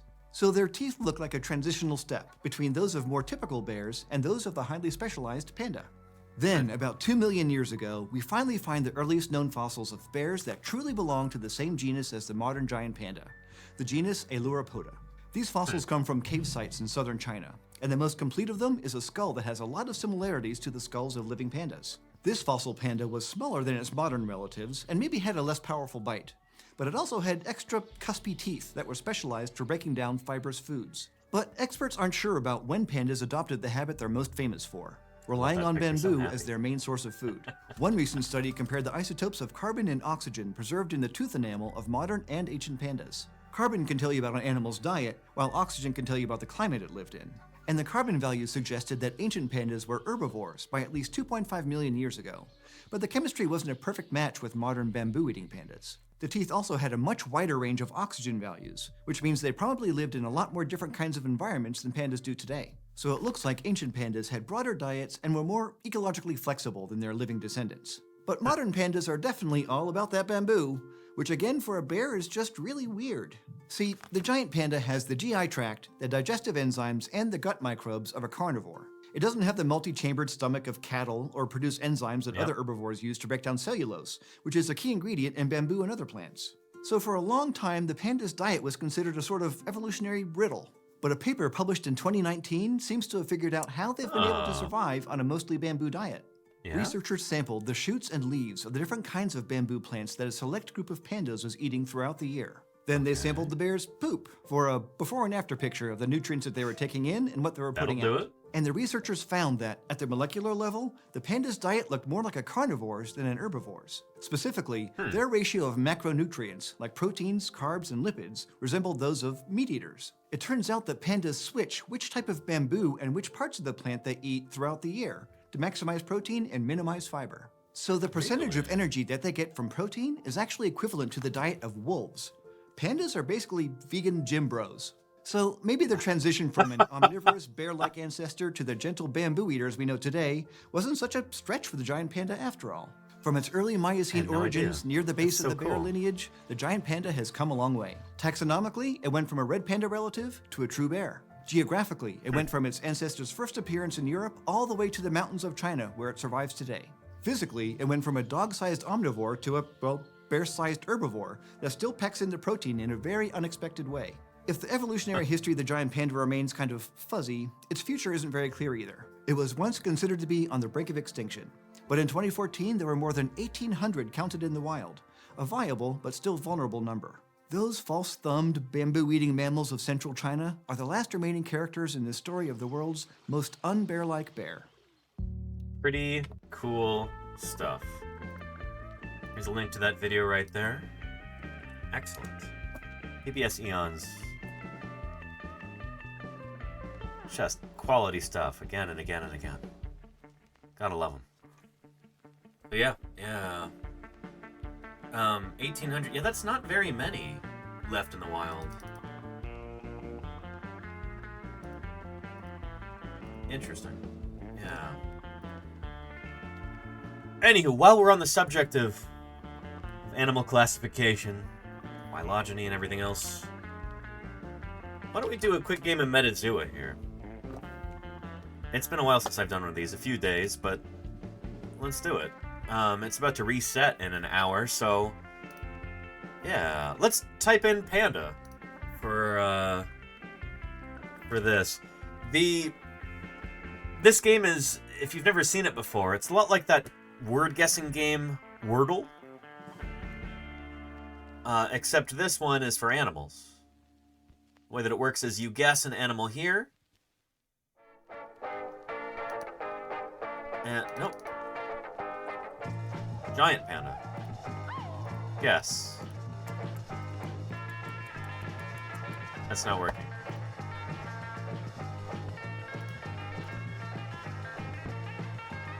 It's been malfunctioning weirdly lately, but... Okay, there we go.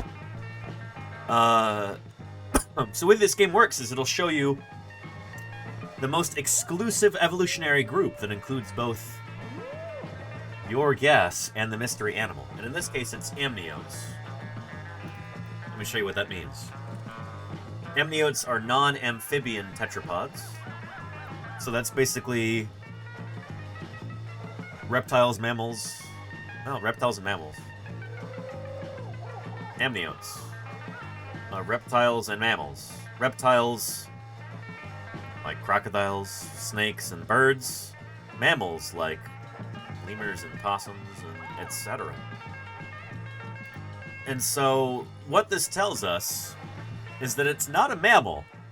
Because we guessed giant panda, and if it were a mammal, it would say mammalia. But no, it has to do one further out from there. So we can tell it's not going to be a synapsid. It's not going to be a mammal here. So we can cross this out. That's 5,000 species we can cross out right there. Which means it's got to be some sort of sauropsid. So it's either going to be part of Archaeolosauria or part of Lepidosauria. Archaeolosauria are the birds, the turtles, and the crocodilians. Lepidosauria are the lizards and the tuatara. Lizards, of course, include snakes. So let's try snake here. Let's try sea snake. And, oh! It is part of Sauria here. Well, well, well. And I love how we actually have non-avian dinosaurs here. It looks like Eupliocephalus and Styracosaurus there. Nice. But yeah. Includes archosaurs, lepidosaurs, all their descendants. So, what's going on here is that it's going to be a crocodilian, I think. Sauria, it's got to be, since it's not a lepidosaur. Oh no, it could also be a bird, right? Yeah. In fact, it very well might be. Let me try. Give me the name of a bird, chat. Yeah.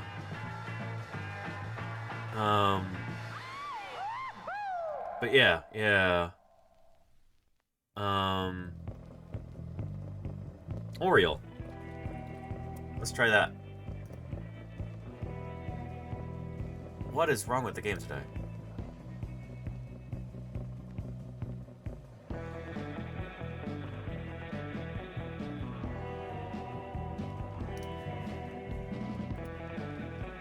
They don't have Oriole. Let's try, I don't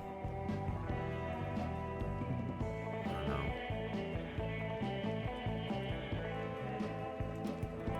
Owl.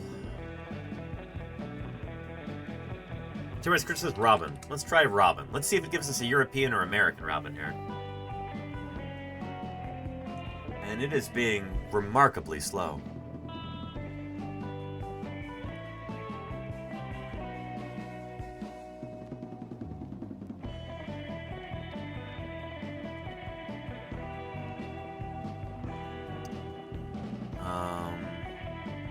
But yeah. Oh. British sword, please don't spoil it. Goodness. Alright, I guess it's gonna be a hawk. Yeah.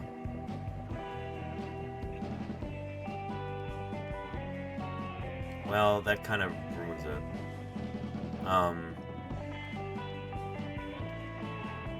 Yeah. No idea it was the same for everyone? Yeah, it is. Well, we'll have another one in about an hour. So we'll do that, I guess.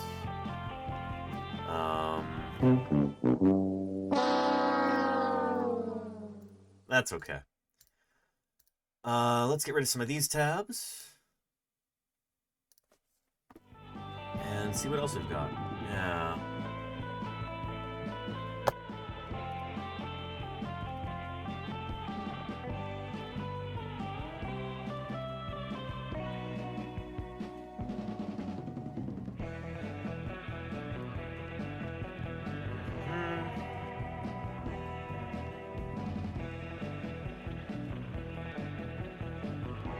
Let's see, some of these we're already going to be discussing with Balint later.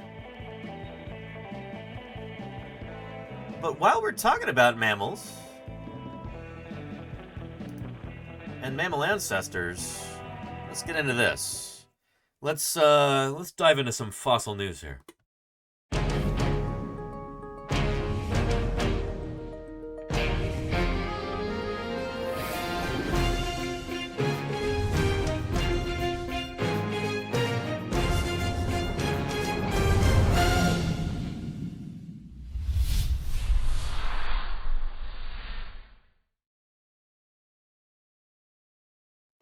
All right. Something which dropped a few days ago and we haven't even looked at yet. It's got nothing to do with oil. A paleontologist, random 42D. I don't know why the 4D2. I don't know why the alerts have been truncated recently, but I appreciate your follow. Thank you, thank you. New Jurassic Shuotherid species sheds light on early evolution of mammalia forms. This is going to be neat. And I have to force myself to say that as a dinosaur paleontologist because, you know, I can appreciate mammals too. Some of my best friends are mammals. This is not going to be a true mammal, but this is going to be a mammalia form, I guess? This is going to be a critter which is, you know, what we might call a stem mammal. So the true mammals are going to be up here. This is going to be a critter that branched off before we get to the true mammals there. You know? Yeah. And Le Petit says, a mammal is a fish? Well, all tetrapods are fish. Strictly speaking. Le Petit, yeah. Yeah. Anyway, let's take a look at it. In new research, a team of paleontologists examined the tooth structure of Pterodocodon chowai, a new species of Shuotherid mammalia form that lived in what is now China during the Jurassic period, to gain a better understanding of their phylogenetic relationship and evolutionary paths. This is what we were just talking about with pandas and red pandas and ringtails and all that, looking at their phylogeny, looking at how they're related to one another.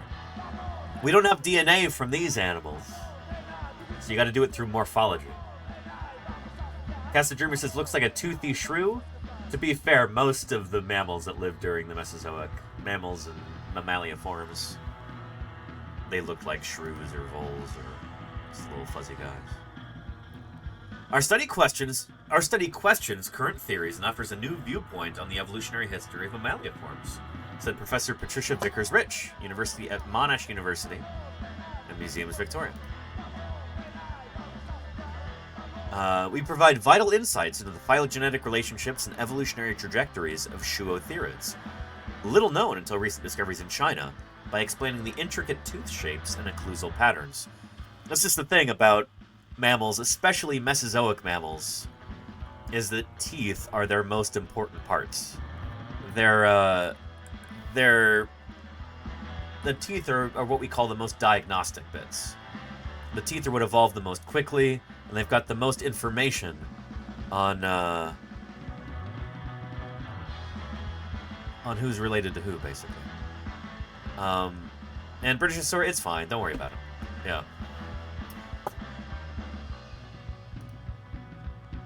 These creatures had what are termed pseudo-tribosphenic teeth. That's a new word for me. Pseudo-tribosphenic.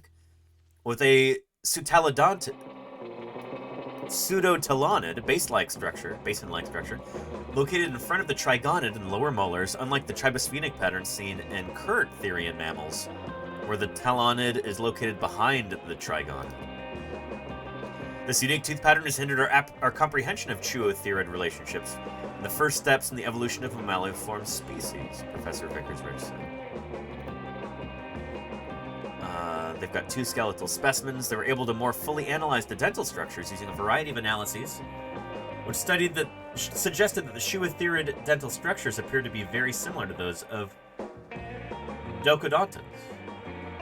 Man, if Fisher were here, our resident mammal guy from the field, I'm sure he would have a lot to say about this. I don't really work on mammals, and so a lot of this stuff it doesn't have the same significance to me that it would to him. Yeah. In 1982, a single Jurassic small lower jaw with 4 teeth was placed at one point on the mammalian family tree. said Dr. Thomas Rich, also from Monash University and Museums, Victoria. So, Tom and Victoria Vickers Rich are, they're a married couple. They're like a paleo power couple down in Australia. Now, 2 virtually complete specimens analyzed in a different way places all of them in a quite different place on the mammalian family tree. Additional specimens and different methods suggest different interpretations. This is how science often works. There we go in the journal Nature, and this is paywalled, unfortunately.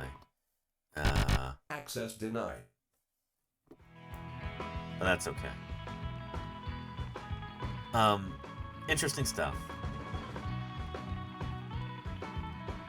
When we don't have DNA, and we have to try and figure out who is related to whom,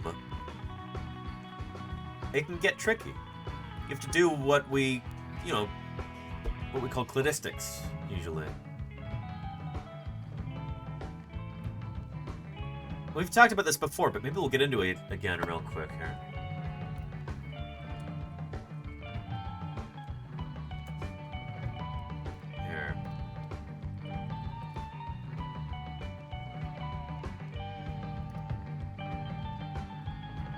This is like a super simplified explanation of how cladistics works. Evolutionary characters. The method is called cladistics, a systematic approach to sorting out relationships based on shared characteristics. Yep. These animals are more closely related to each other than any of them are to the dragonfly because they all have backbones, and the dragonfly does not. Yep. These 3 are more closely related to each other than to the fish because they all have 4 bony limbs.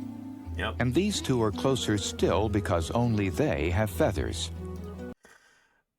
Does that make sense? You're kind of like forming these sequential groups like this of creatures that are more and more similar to one another based on shared characteristics. But you got to make sure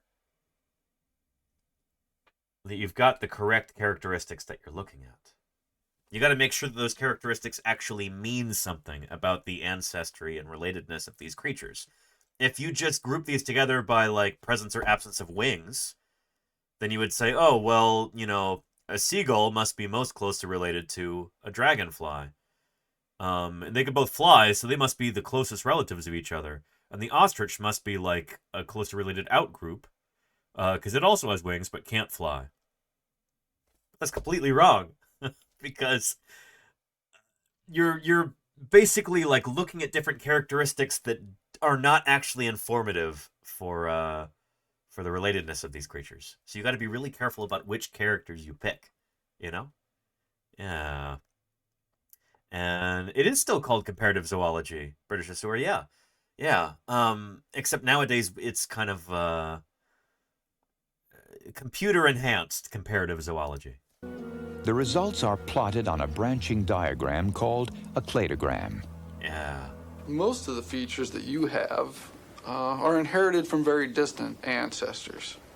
And only a few features are really unique to you.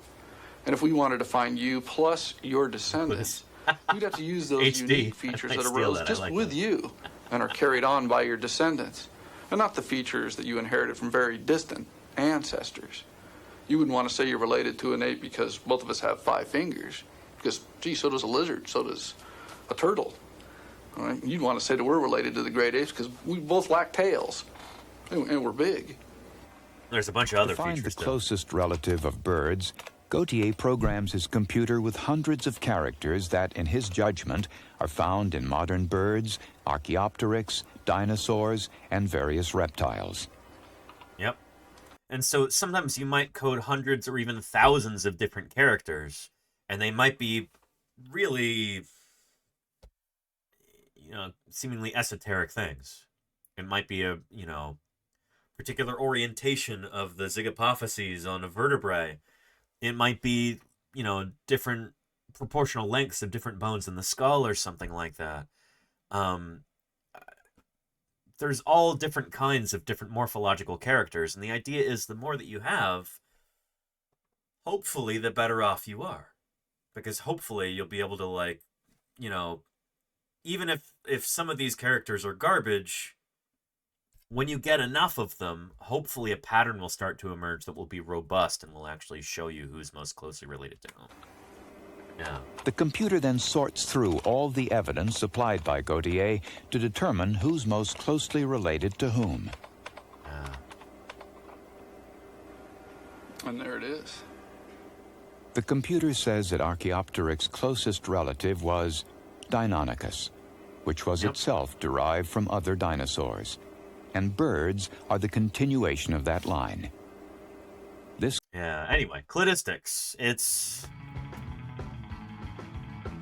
You can do cladistics with DNA, and it's a heck of a lot easier because the characters are kind of spelled out for you, you know? The genetic code, you know, those A's, C's, G's, and T's, they're much less ambiguous than characters that you have to kind of discover in the anatomy of different animals.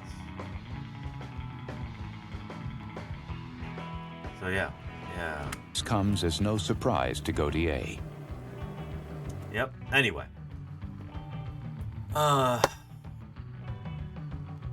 Oh, and Babix says, is it legal to just go dig in Montana, or do you need permits? It depends where you are in Montana, Babix. Depends what the land ownership is. You're talking about private land? Then you need the permission of the landowner. Are you talking about federal land? Then you need federal permits for that. Are you talking about state land? Then you need state permits or permission from the state paleontologist. Yeah. I seen a Pawn Stars episode, and he said him and his wife go to dig there for their living and had a Tyrannosaurus tooth. You know, those are super common.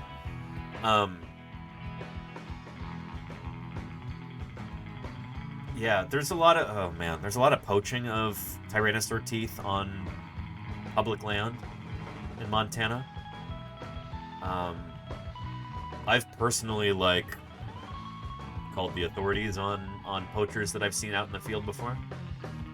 But I don't know, it might be on private land. In the US, for better or for worse, if fossils are found on private land, then well, here, I'll show you. I believe I have a clip of somebody talking about this.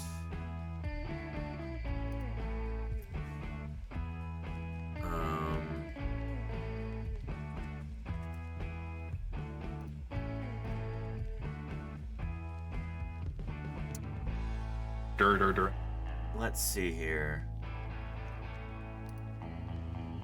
I think.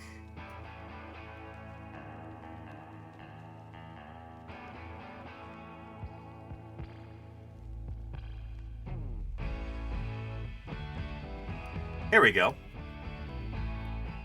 Somebody talking about this on the news. And fossils. It's a little bit complicated. Here we go.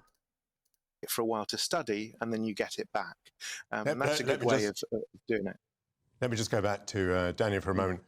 Danny, in the United States, do you have a proper legal environment to protect these bones and fossils? It's a little bit complicated here in the United States. Unfortunately, if a fossil is found on private land, unfortunately from the perspective of paleontologists, then it's the property of the landowner, and they can do with it what they please. They could donate to a museum, or they could give it to their dog to chew on. Regardless of the scientific importance of whatever, the find might be, ultimately it belongs to the landowner. If it's from private land, if it's from public land, the sorts of lands that I work with, Bureau of Land Management land, state lands, then it belongs to the people of the United States, and it needs to be held in the public trust, held in perpetuity so that scientists can study it and the public can enjoy it. And that's what paleontologists like us think should happen for every scientifically important fossil. They're a benefit to all of humanity. They're part of our collective natural heritage. They belong in a museum. Danny Anduza and Professor David Waterhouse, happy digging to you both. Thank you very much for being on GB News. Here is a link to that right there.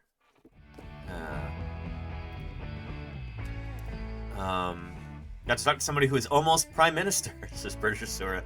I was going into that kind of expecting a more contentious kind of interaction? Not at all. Michael Portillo was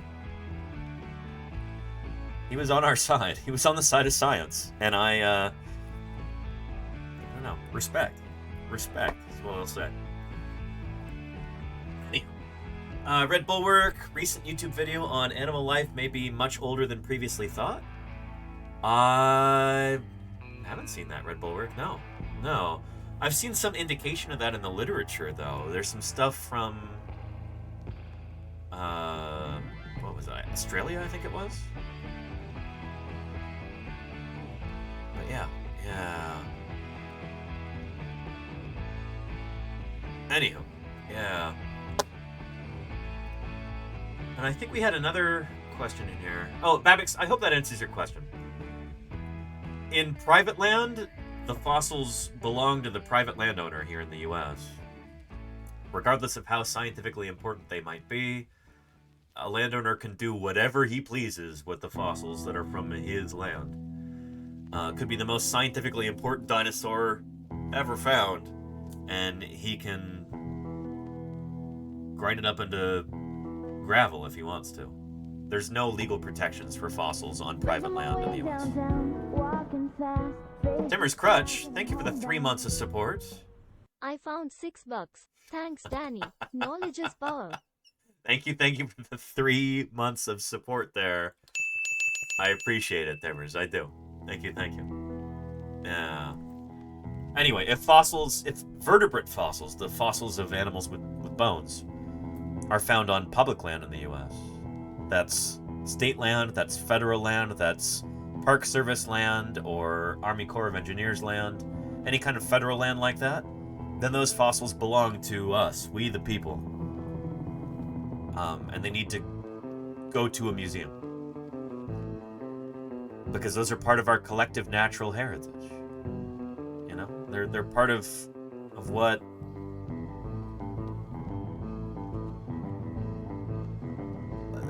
they're part of our story here on the North American continent. Yeah, Melissa Total, I'm doing well. How are you doing? Welcome. Yeah. Anyway. Yeah. If it's legit, I'm sure we'll hear more eventually. There you go, Red Bulwark. That's a good...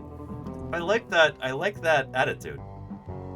Anytime that you hear some sort of an extraordinary claim being made about fossil science or something that sounds completely off the wall, and you're not able to confirm it right then and there, rest assured that if it's legit, you will hear more about it, or at least other people will be seeking to confirm or deny it, depending on whether or not the evidence for it holds up. But yeah. Fossils at your apartment complex, says Mom Boss Lady. Well, who owns the land at your apartment complex? Yeah. I can't say I've ever found any fossils buried at an apartment complex. But I used to live in an apartment. I had some fossils. Yeah. Britishosaurus is in the UK. There seems to be an unenforced code of conduct. You've got a kind of a neat system in the UK. It's more of a series of norms, I guess. Where if there are important fossils that are found, private collectors will usually donate those to a museum.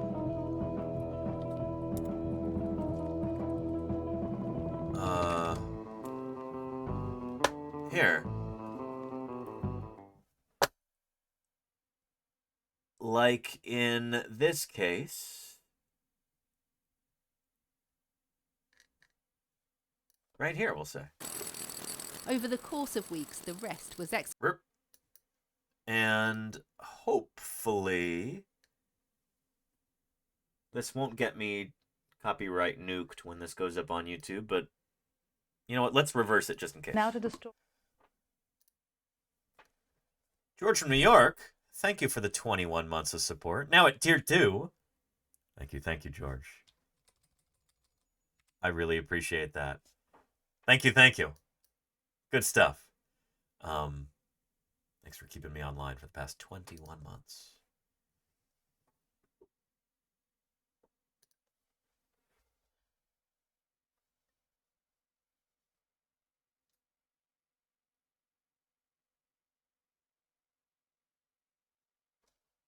It's a big plesiosaur. Yeah. Pliosaurs are a group of short-necked plesiosaurs. They go extinct in like the middle Cretaceous, I think. Yeah.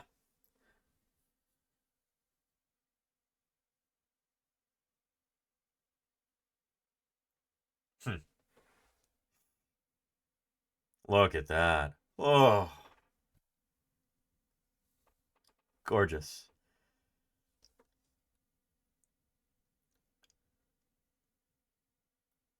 Yeah.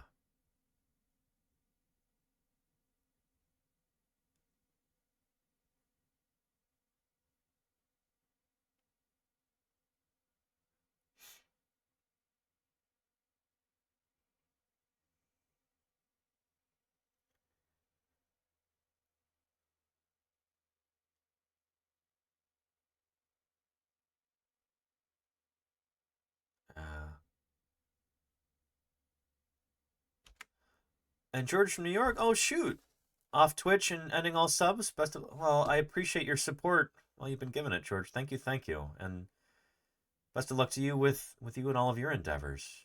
I appreciate the support that you've given to me and to this community. Thank you, George. I'll see you around. Thank you. The missing, whereas this, although it's slightly distorted, it's got every bone present. It's one of the best fossils I've ever worked on. I'll never probably work on another one. The snout was... And so this is why I'm showing you this video right here. Is that, yeah, and paleo salutes to George from New York. Thank you again, George. I appreciate the support that you've given to this community. And I am sad to see you go. Shoot, I'm trying not to dwell on that right now. I'm trying to keep the momentum going, but yeah. Yeah. Yeah. A similar kind of support was given by the guy who discovered this in the first place. Philip Jacobs was the name of the guy who discovered this just down on the beach. It had fallen down from the cliff, and he instantly recognized it for what it was. Take a look. It's one of the best fossils I've ever worked on. I'll never probably work on another one. Yep. And so, rather than keeping that for himself, he notified some paleontologists. And there was this whole effort organized to excavate the rest of the skull when they were able to track down where it had come from. It's pretty cool.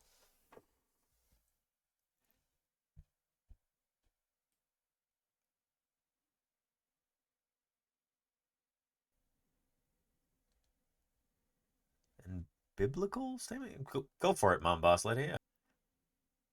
So pretty neat. If you're familiar with Liopleurodon from Walking with Dinosaurs, it's essentially the same critter. I mean, it's a member of the same group. What we're talking about here is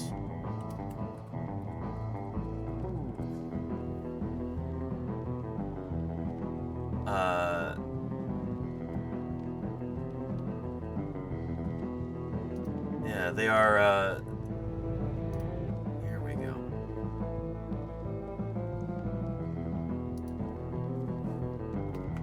Tons. It is the largest and most powerful carnivore ever to live on the planet. This male probably wasn't a colossal 25 meters and is probably big wasn't even actually for his that big. kind. And it's His not a size mosasaur, means Gojira, he's no. probably over It's a 100 plesiosaur. years old. Yeah. Yeah. And Mom Boss Lady, The mother's distress. These animals lived back in the Jurassic period. So shoot, this is back in, I think, the Oxfordian stage or thereabouts.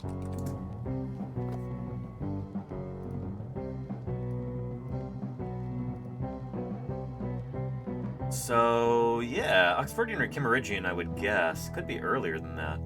That's going to be over 150 million years ago. Yeah. And yeah, here, not to put anybody on the spot or try and burst anybody's theological bubbles or anything, but if you talk to nearly all biblical scholars, Mom Boss Lady, they agree that like the Noah's flood story, that's not like a literal thing that actually happened. There was never a global flood like that. If there was, shoot, every paleontologist in the world would 1,000,000% know about it.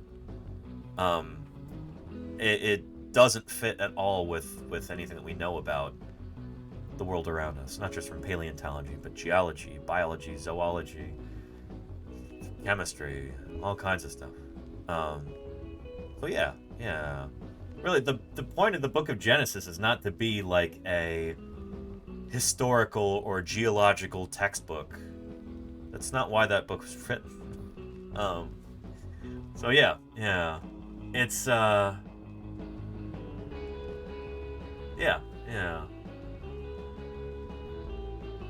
Does that make sense? I hope it does. Anyway, yeah.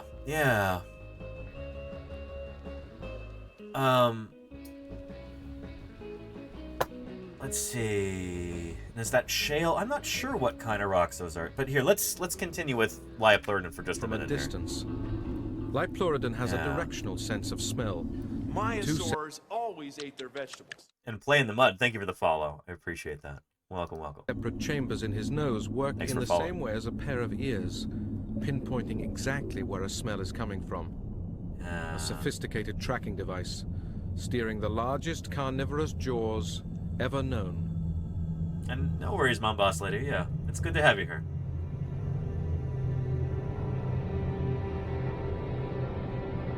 So this is from the Jurassic as well, Brachiosaurus. Liopluridon's 4 flippers is over 3 meters long. Holy cow. Giving him enough power to guide his huge bulk effortlessly through the water. That's probably a slight overstatement of size there. I don't think these animals were actually like 80 feet long. The Liopluridon is an expert at ambush. Could it eat a He car? takes one giant gulp of air, then descends to hide in the depths. Not all at once, at least. Their throat would probably not be very big. Shoot, even the animal with the largest skull today, a blue whale, you know, it's got a skull that big. Is that Cerebos necker there? Yeah, it is. This animal, guess the diameter of its throat. Take a guess. How big do you think its throat is?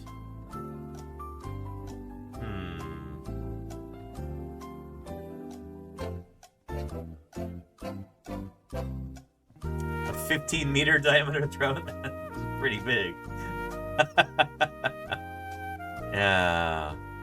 Well, shoot, we already have some correct answers here.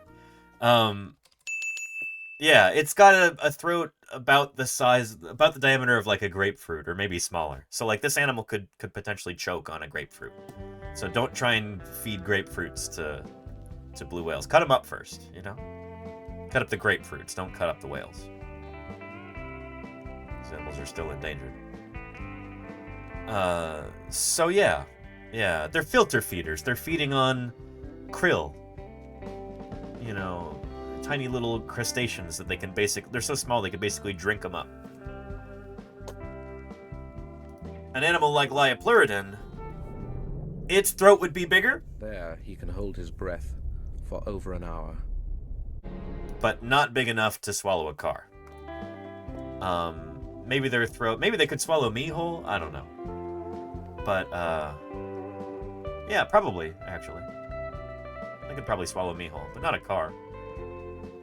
Unless you've got a very small car.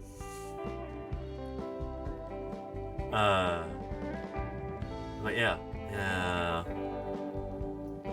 Kind of wild to go. Blue whale, biggest animal, will choke on a coconut. There you go, Rocky authors. Yeah.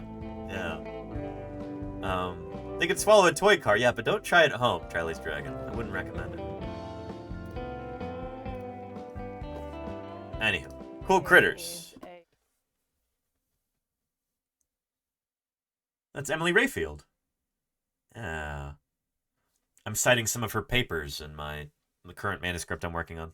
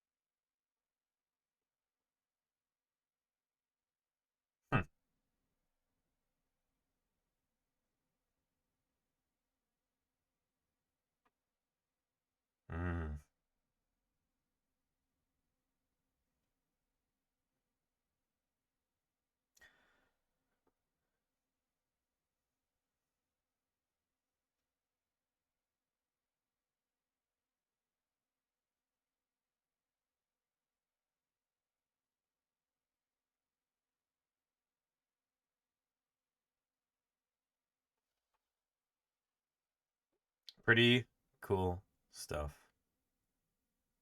Yeah. And here's a link to that video if you'd like to follow that rabbit hole down, learn more about that pliosaur. Cool stuff. Yeah. The only puzzle now is where's the body? It's going to be further back in the cliff. Polypollux. It's going to be further back in that cliff. And this kind of work is dangerous.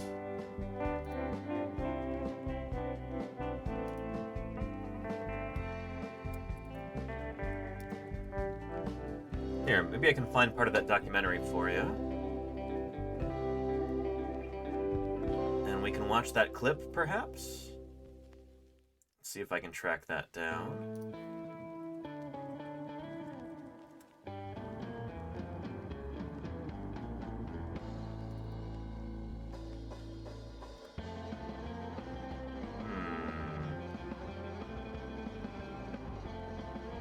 Go. We watched the whole thing on here at one point.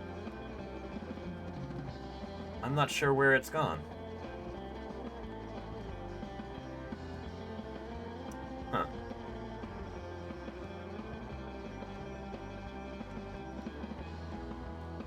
Let's see. Attenborough and the Giant Sea Monster from PBS. Here we go.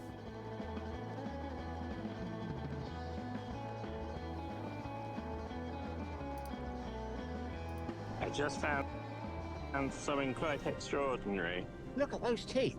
150 million years ago, the oceans were dominated by a mysterious sea monster, and this could be one of the largest, best preserved skulls ever found. Now, working with scientists, we... Here, let's see if we... donate and start watching. I guess we missed our shot to watch the whole thing. We watched it a while ago. I'll give you the link to that VOD if you'd like to see it. Here we go. Let's find it on the page. The YouTube page. Here we go.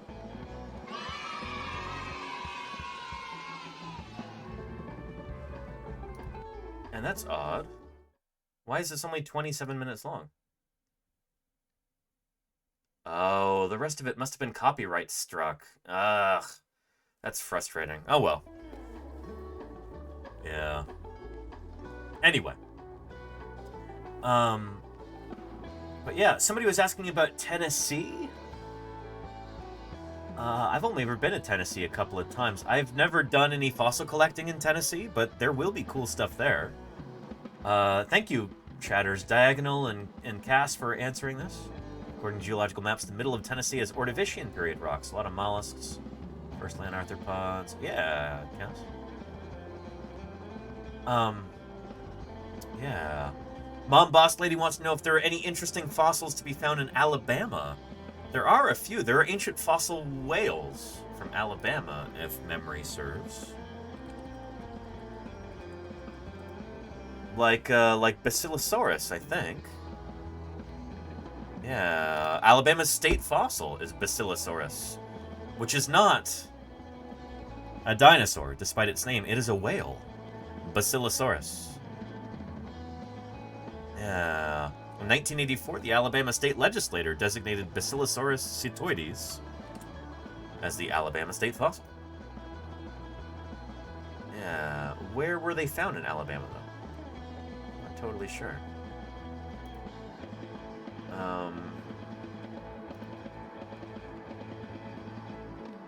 Yeah. It was written into law that it was illegal to remove Basilosaurus fossils from Alabama without written approval from the governor. That's interesting. I wonder if that's ever had to be enforced. I kind of doubt it. But interesting stuff. Yeah. Yeah. So at the time, Alabama would have been underwater. Alabama's been underwater a number of times throughout the years. Much of the American South has been. In fact, there's a really neat video on that. Yeah.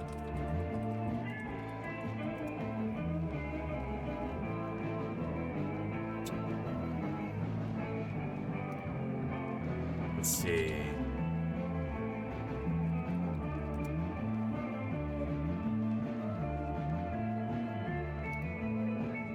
And so that caused a lot of... Here.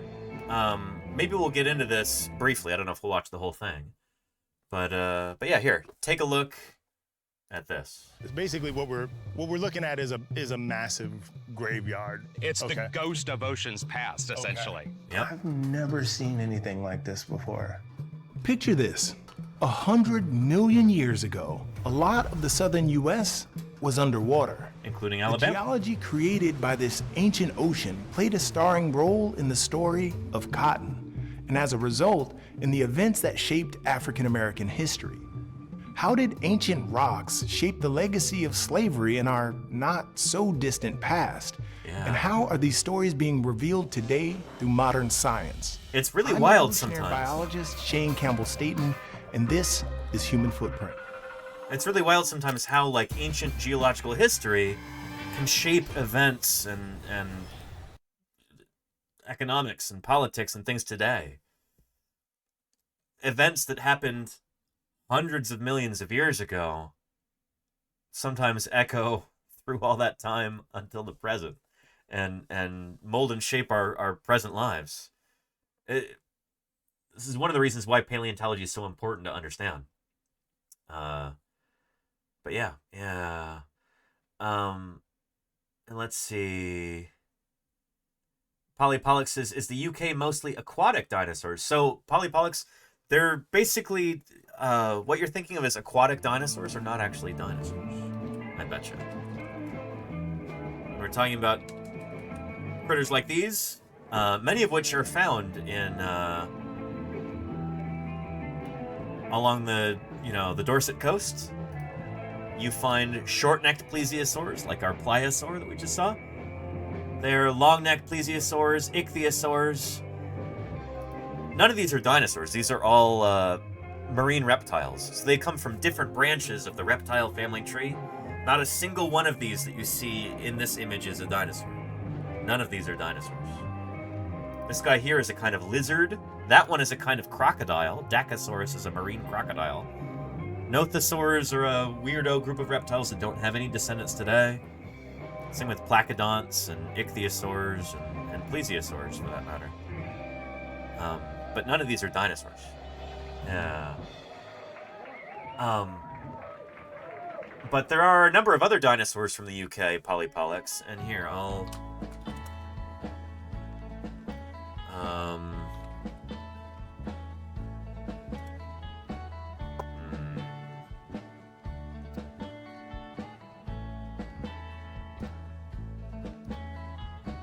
Here, let's skip to the beginning of this.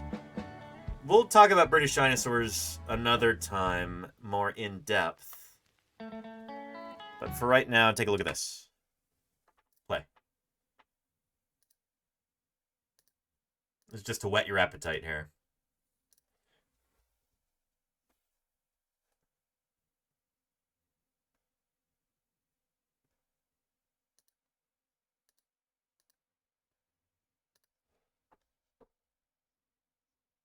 As was pretty much every landmass around the world. Yeah.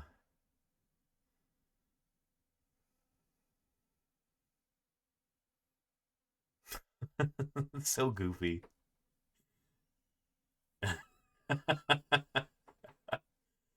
Anyway, the cool thing about this is she actually goes through and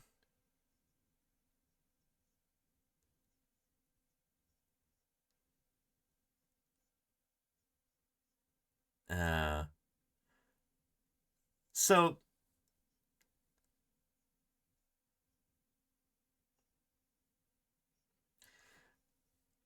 they threw in a bunch of computer-generated dinosaurs like this as a way to get people's attention, but there's some good science in here. Take a look at this. University's Museum of Natural History. Back when it was discovered, large fossilized bones had already been found in other parts of the world, but no one had any idea what they were. In China, they gave rise to the myth of dragons. In Britain, they were thought to belong to a race of giant humans. Well, Ellie, if there was one dinosaur specimen to rule them all, there we go. This is it. That's quite a claim. So how did they go from thinking that these were giant humans to discovering that they were dinosaurs? Well, the There's a jaws. guy, Reverend William Buckland. He was a brilliant geologist and paleontologist and very well respected. He started to study these teeth. Now, if you look closely here, you have this tooth coming through. He recognized this as a replacement tooth. He realized that reptiles continue to replace their teeth. And he thought, well, instantly, this must be some huge extinct reptile. This was something completely new, an extinct animal which has not been recorded in the Bible.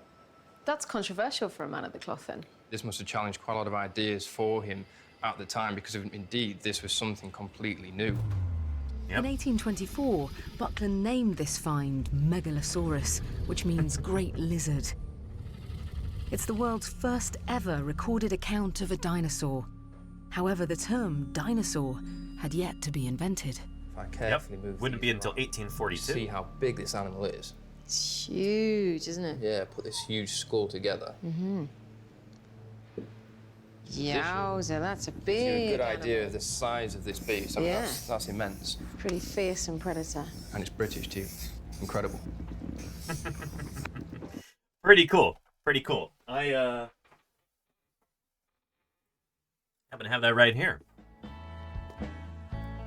That first lower jaw of Megalosaurus, but mine is 3D printed, scanned from the original, which is now in Oxford.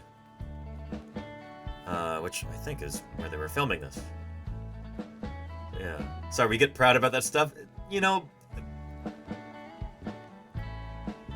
Britain was the birthplace of dinosaur paleontology, so you have every right to be proud about that, Britishosaur. Not much has happened since then, but, you know, it was the birthplace of dinosaur paleontology. I'm just kidding. Well, sort of. But yeah. It's cool stuff. Boy, Jingo, it's British too. Yes. Yeah.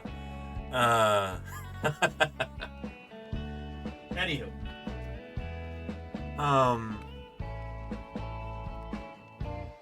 But yeah, Genewin says, can't be British, the teeth look way too good. Genewin, I know that's a joke, but I have to push back on that a little bit. Far be it from me to defend the British Empire too much, but on average, people in the UK have better teeth than Americans do. Because they actually have dental care in the UK. Whereas many people in the US do not. I haven't been to a dentist in like 10 years or something.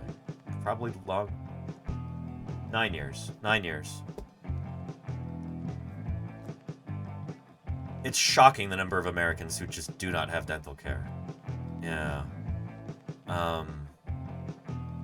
Yeah, you actually have healthcare in the UK. Exactly, Miss Heyer. Yeah. In the United States, there is more of an emphasis on orthodontics, on people having straight teeth, like having braces that make your teeth straight, that sort of thing. That kind of like cosmetic dentistry or orthodontics is more...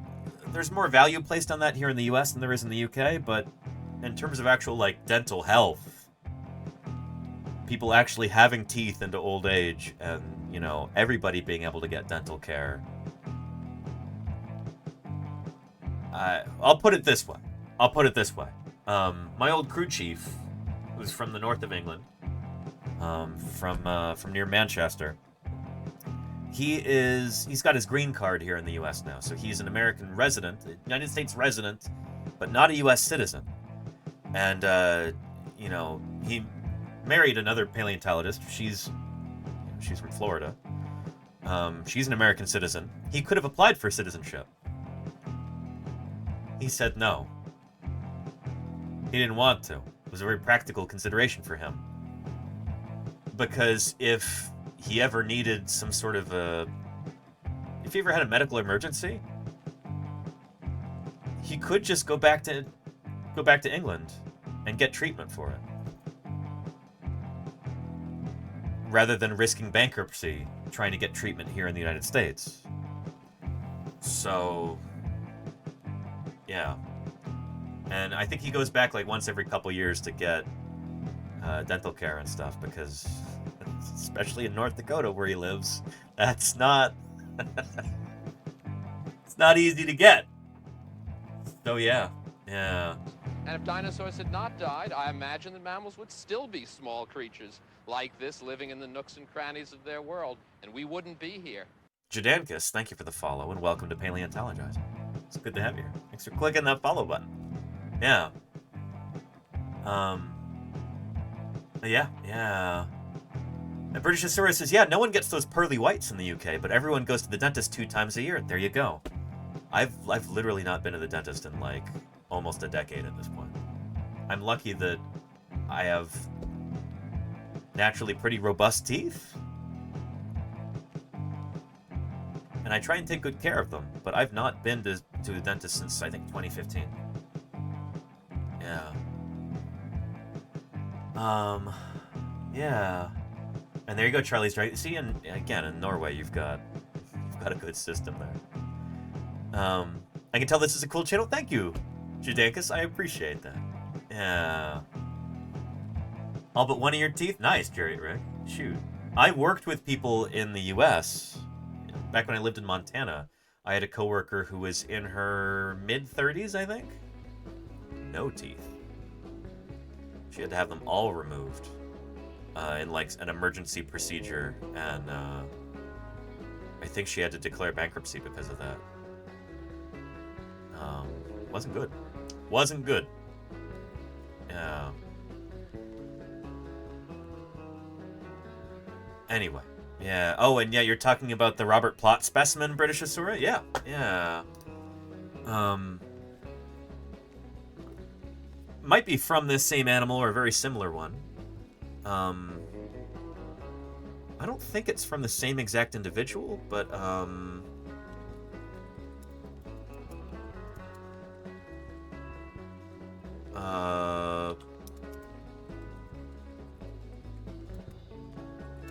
here we go.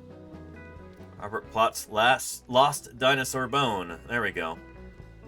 Have you ever looked at a book or articles that discuss the early history of dinosaur discoveries? Chances are high that you've read about a large partial bone documented in 1677 by Dr. Robert Plott in his The Natural History of Oxfordshire. Plott, a naturalist, antiquarian, and scientist, was both professor of chemistry, that antiquated spelling of chemistry, at Oxford, and the first keeper of the Ashmolean Museum in Oxford. This is it.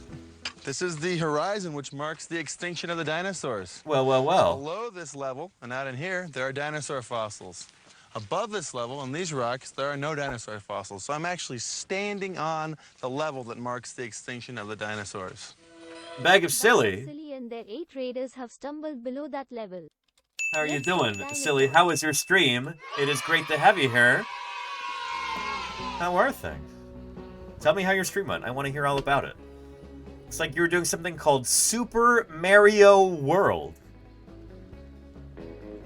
Wow, it's all about this Mario guy lately, isn't it? Delta Rain raided it earlier and was spending some time with a Mr. Mario. Anyway, Silly, jokes aside, I appreciate your raid. Thank you for being here. Ios tells me you've been doing some Kaizo, some of these ridiculously difficult Mario levels lately.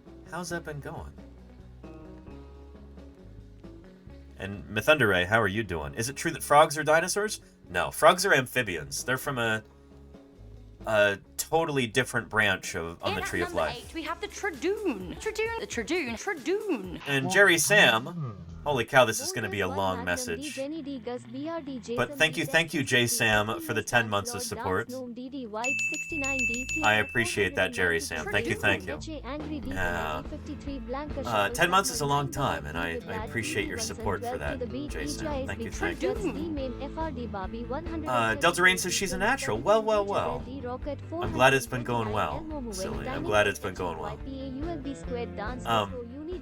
But yeah. And British Asura, I think you're talking about, you're talking about Thomas Jefferson there? I think it was Virginia. I don't think it was Louisiana. I want to say it was Virginia. Yeah, old Tommy J actually described Megatherium, that giant ground sloth. Yeah. Anyhow. Yeah. Anyway, it's good to have everybody here. We've been talking about the earliest of the dinosaurs discovered. And, yeah, anyway, let's get back to this real quick. We're going to take a step back and we're going to talk about fossils from Alabama and how they've shaped American history. It's neat, the connections that you can draw when you know a thing or two about the landscape and about its ancient origins. So take a look at this. Exactly what is it that I'm looking at here? Yeah, you're seeing 1.5 million years here. Wow, that's a lot of history. This is biological oceanographer Craig McLean. Think of a ridiculously oversized roadside attraction, and well, Craig's probably taken a selfie with it. But in his day job, Craig studies some of the smallest creatures in the ocean.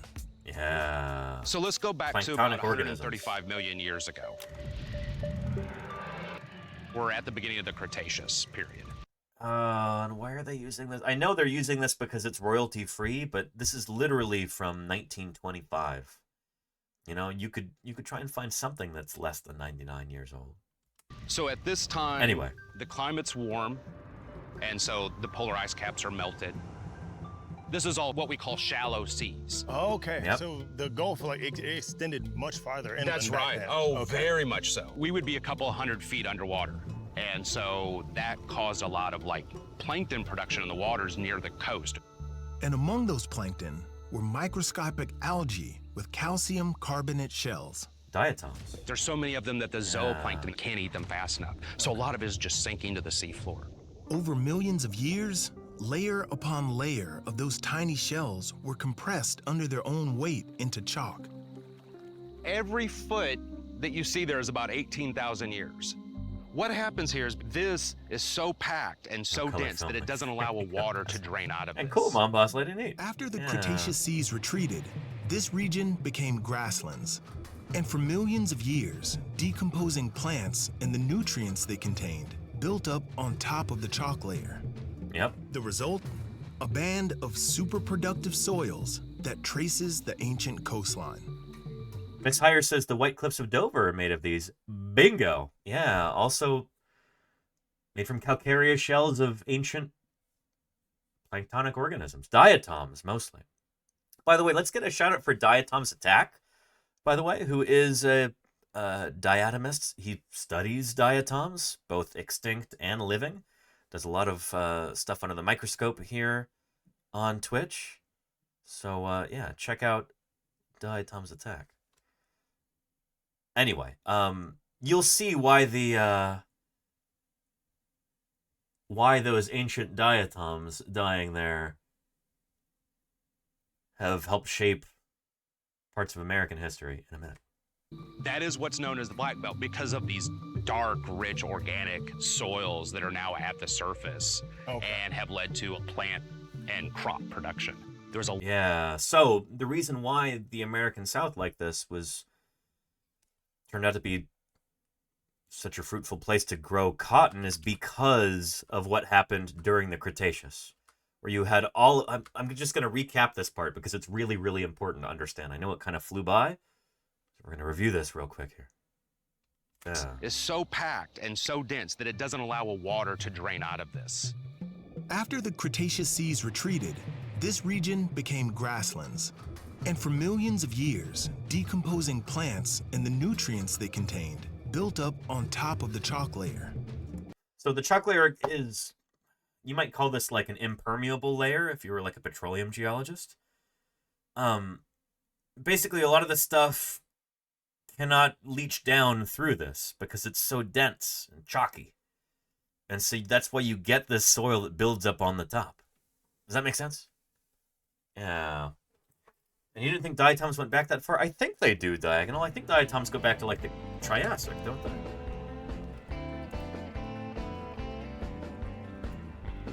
Yeah. A diatom is any member of a large group comprising several genera of algae, specifically microalgae. And they go back to...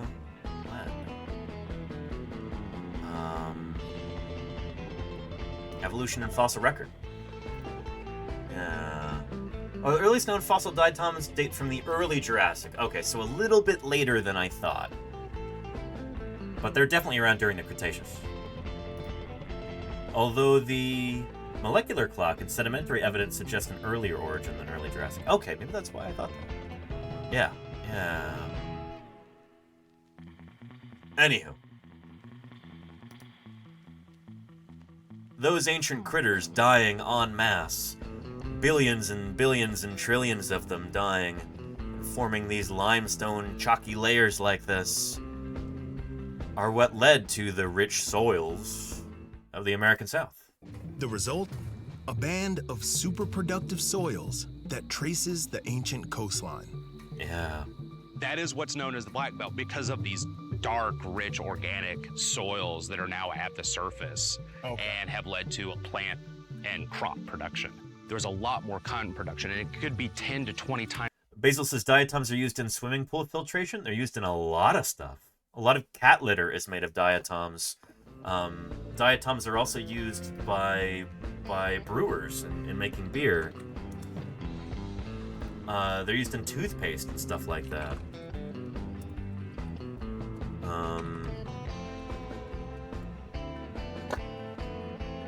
Yeah.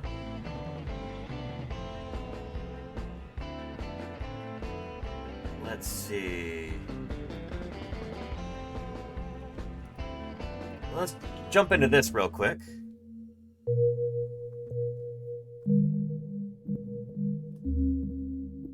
Another Hank Green projection, I think.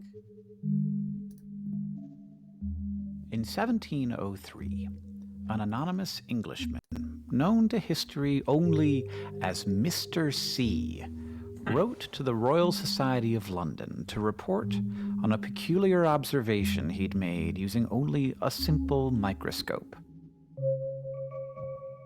He'd been looking at the roots of pondweed, but as he looked closer, he found attached to the roots, quote, many pretty branches composed of rectangular oblongs and exact squares.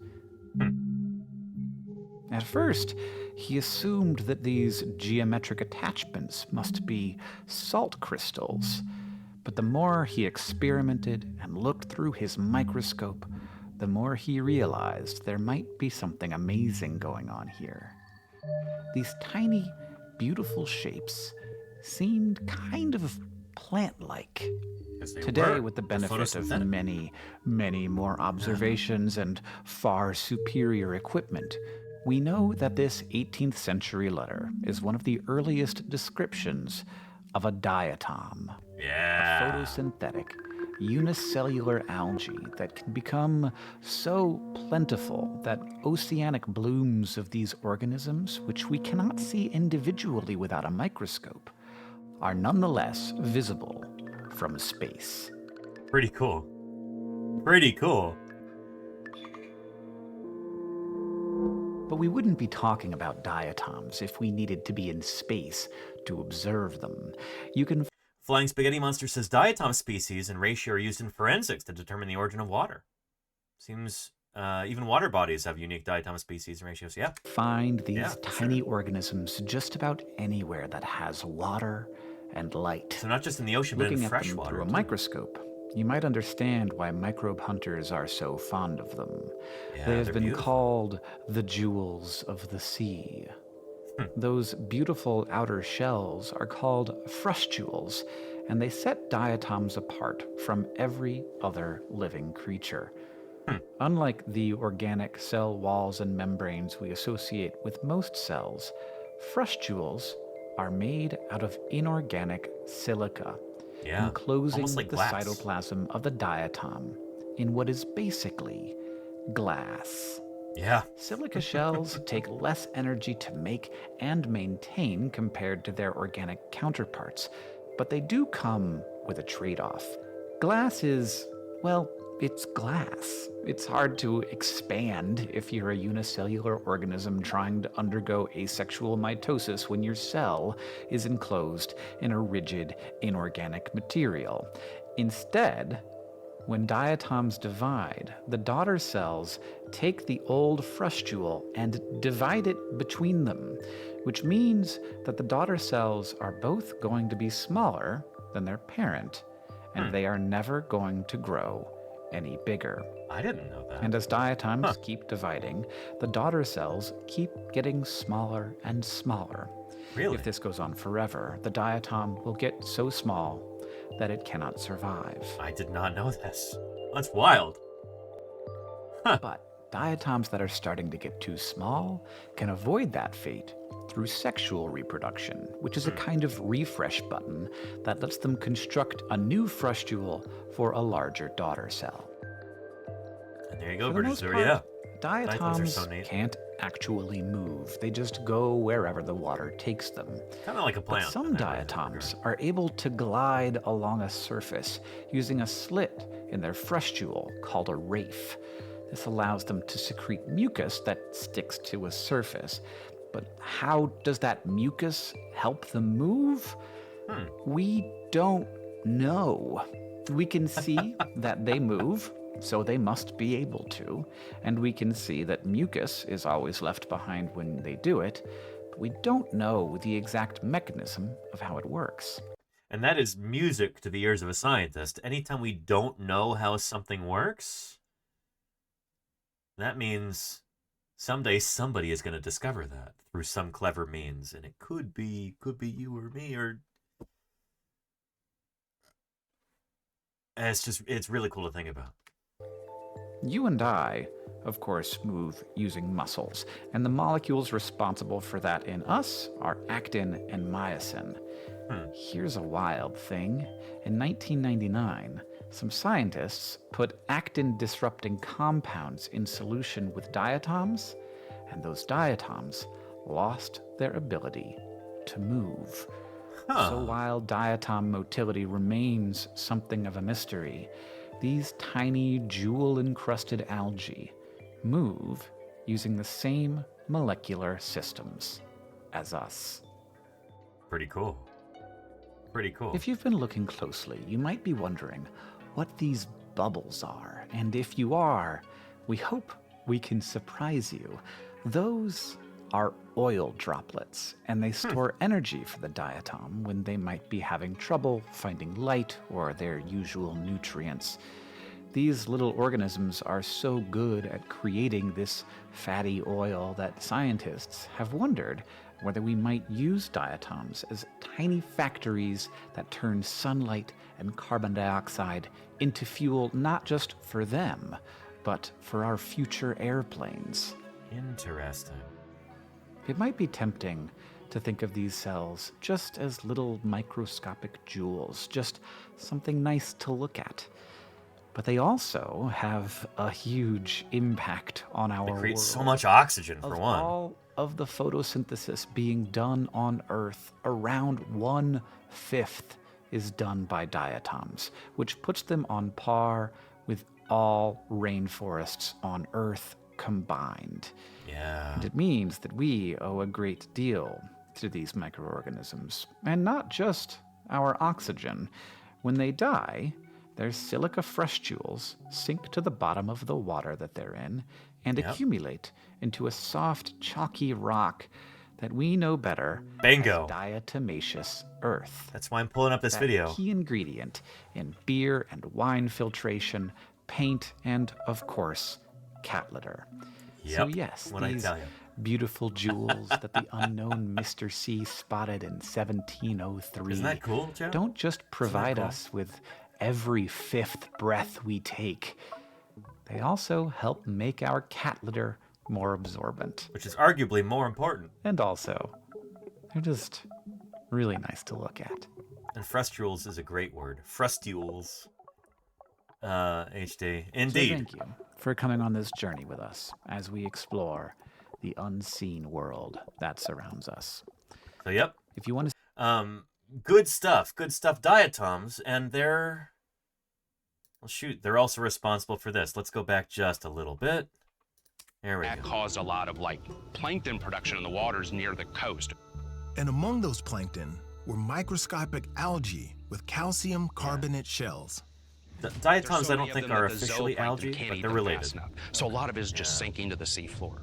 Over millions of years, layer upon layer of those tiny shells were compressed under their own weight into chalk.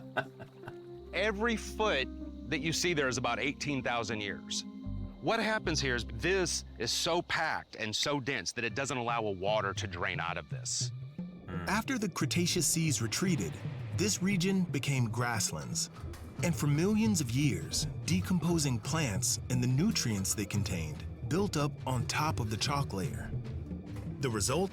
A band of super productive soils that traces the ancient coastline.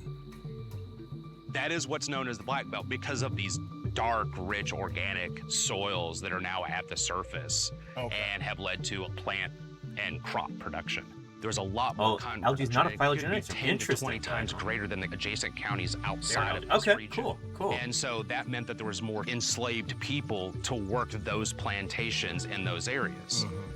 It's kind of hard to wrap my head around thinking about the events of African American history being shaped by deposits of millions of years of dead microorganisms.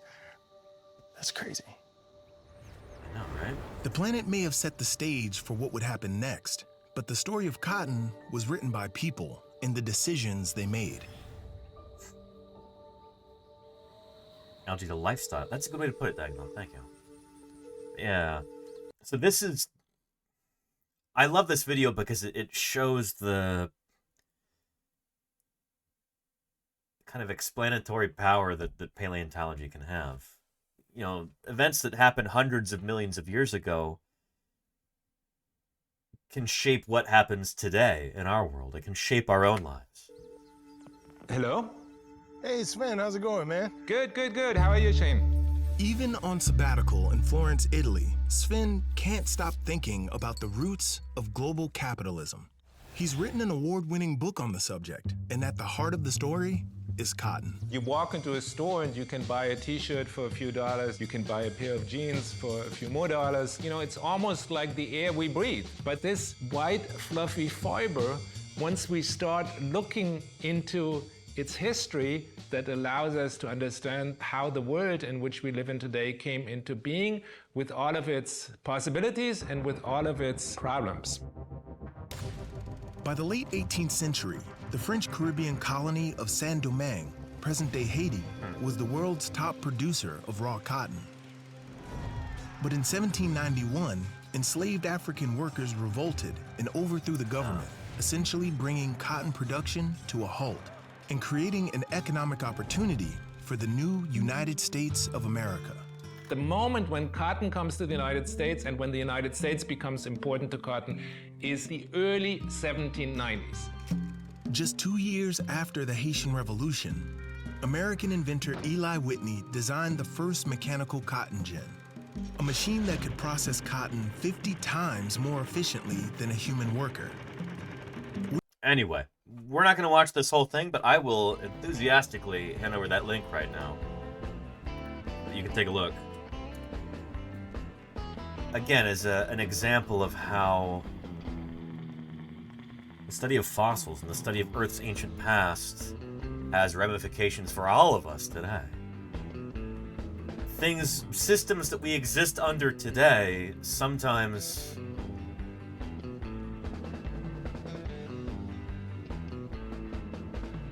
they're like the result of this series of dominoes that have fallen that sometimes begin in like the Cretaceous or earlier. That's why I wear this necklace on stream. You and I would not be here today if it weren't for that asteroid that hit 66 million years ago in the Gulf of Mexico and caused the extinction of this group of animals that had ruled the Earth for 160 million years. Dinosaurs. We would not be here today if it hadn't been for that freak event. The things that happened back then shape the world that we live in today. And that's an insight that we can only really get through paleontology. Yeah.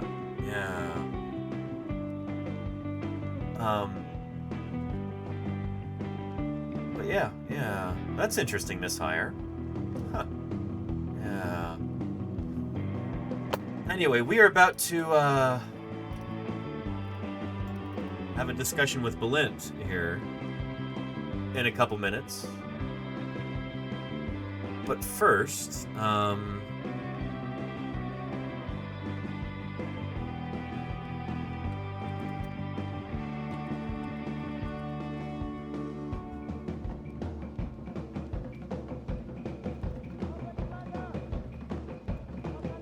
see if I can find this. Come on, do I not have the link to that?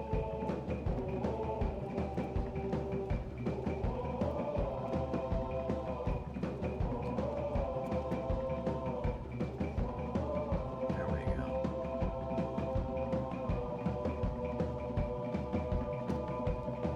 He studied every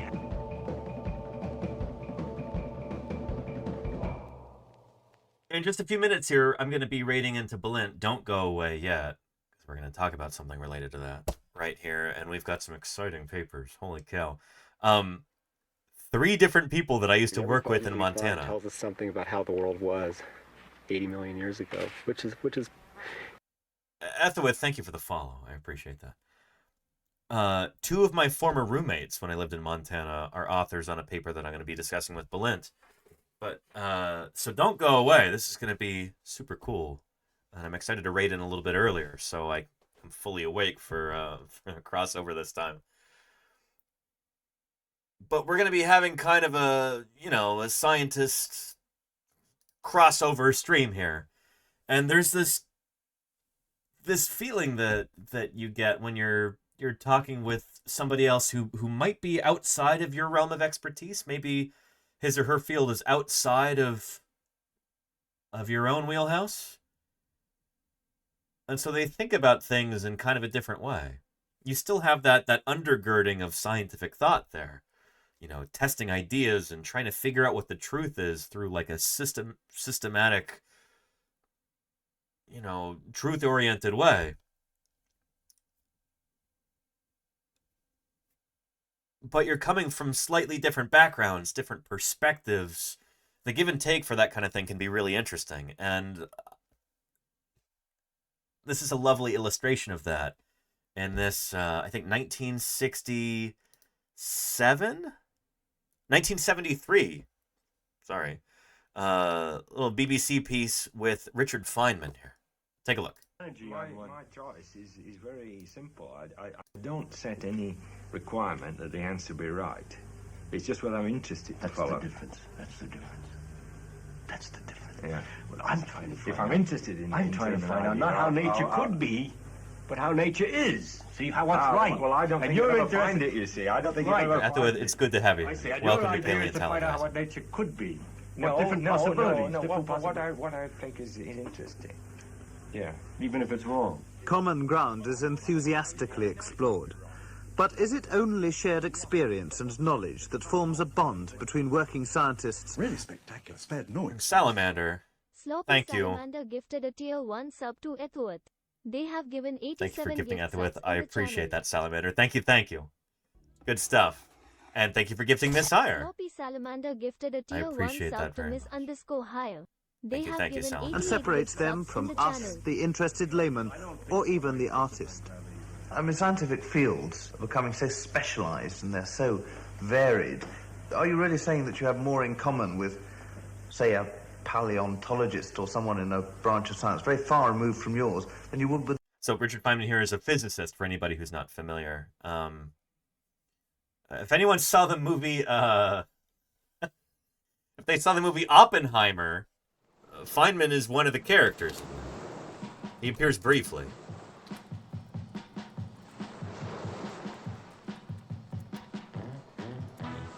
He's the one playing the bongos. But in one of the scenes. But anyway, there he is there. He's one of the characters in that film.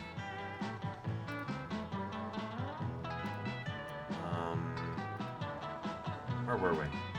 There we are. with a playwright or a poet. And so the interviewer is asking him, do you really have more in common with a scientist who might be totally removed from your field, like a paleontologist, than some other person who's not in science? I mean, scientific fields are becoming so specialised and they're so varied. Are you really saying that you have more in common with, say, a paleontologist or someone in a branch of science very far removed from yours than you would with a playwright or a poet? Absolutely, especially if he's a good paleontologist. Because he's a good paleontologist, he's not just looking at old rocks. He's looking at the history of the Earth. He's looking when he stands and he looks at his own fingers, and he knows it's got 5 bumps. And he thinks of how did it evolve with 5 bumps. It's got the same as whales, and so on. And we keep talking about the importance of the fact that the thumb opposes. Then we can start discussing, is it really so important that the thumb opposes? Or is it language that has been evolved, the system of symbols? Or the size of the brain? This is a paleontologist. I can talk about this stuff. That's close to his field. Dolphins have bigger brains than we are. They have a signaling system, and you get interested in that. And you start to discuss all that they know about dolphins, and you complain that the way the United States Navy has been doing its experiment. HD says he says paleontologist like he's stepping in mud. I mean, he's a physicist after all, you know how they are. Are not right, and we ought to find out more about dolphins. And you go on and on. You talk, those are things of the day. They're just as good, but you can go on and on. When I talk to a playwright or something, I find, because I don't go to plays or something, I don't find it easy to talk to them. I don't get much out of it. I was going to say, this is because you can talk to scientists in other fields, presumably because you read the scientific magazines, presumably, and hear the scientific gossip rather than... No, because we don't have to have magazines. No. I love this. I love Feynman's demeanor about this sort of thing. I'm not a physicist. This is outside of my realm of expertise. I don't know the reputation that he has among modern physicists, what reputation his work has, any of that. But as a popularizer of science and kind of an explainer of how these things work, I really like his attitude. He's very unpretentious, seems approachable, like the sort of guy you could have a beer with, and scientists, on the whole, I think we don't have a reputation for being approachable or relatable or the sort of person you'd want to hang out with,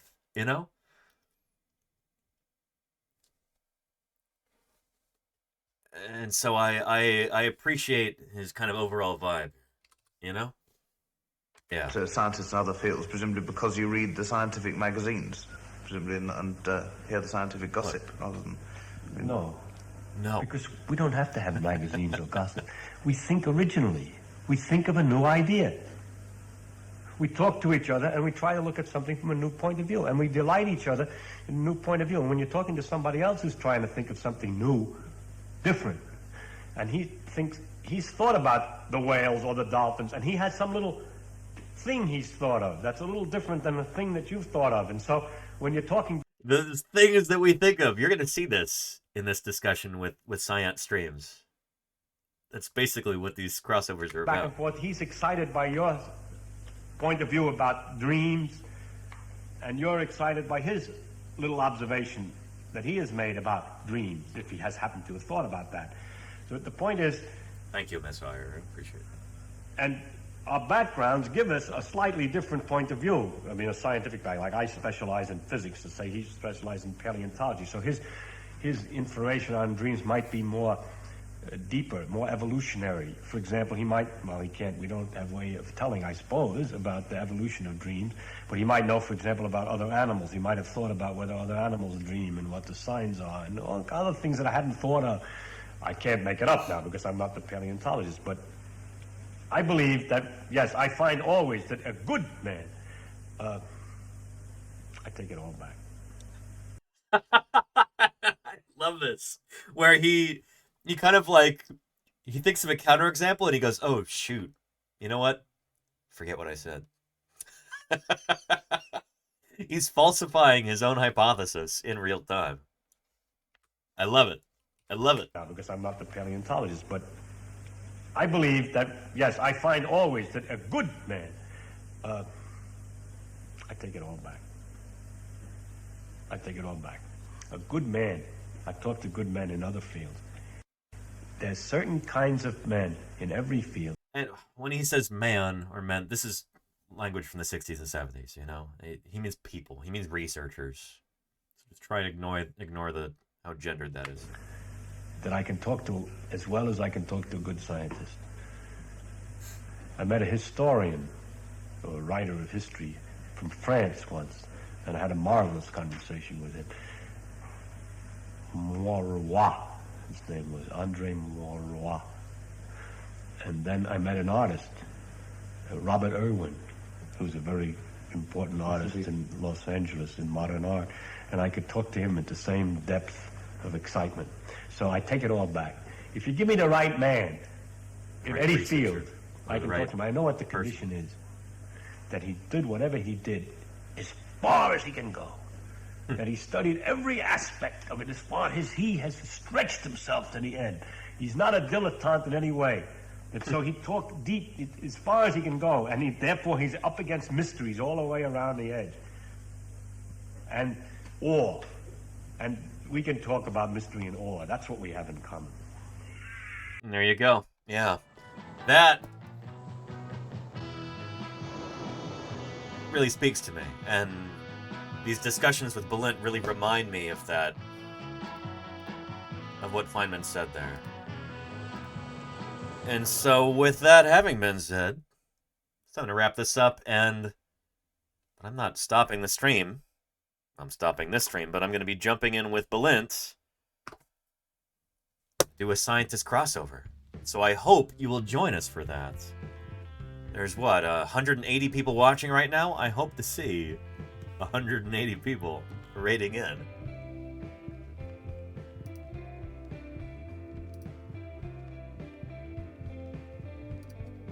Here we go. Raid Science streams. Thank you everybody so much for helping make this another successful stream. Thank you, new followers, right there in the credits. Thanks for hitting those follow buttons. Subscribers and resubscribers, thank you for making these streams possible through your continued financial support. It means a great deal to me. Thank you for putting food on my table, keeping me off the streets. It's I am grateful for that. Moderators, thank you for doing what you do, keeping this train on its tracks. Doing the shout-outs and all the moderation that you do behind the scenes, just giving us peace of mind to be able to explore the wonders of the natural world together. Appreciate you, mods, making that possible. And Raiders, thank you. Delta Bag of Silly, Avarice, Clary.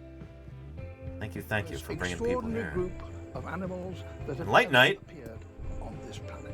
thank you for the follow too. I appreciate you hitting that follow button, and I am excited to see you on tomorrow's stream. We're going to be starting early tomorrow because I've got a meeting in the afternoon. But anyway, let's go raid into Science streams. I will see you there, everybody. I'll be on screen. See you there.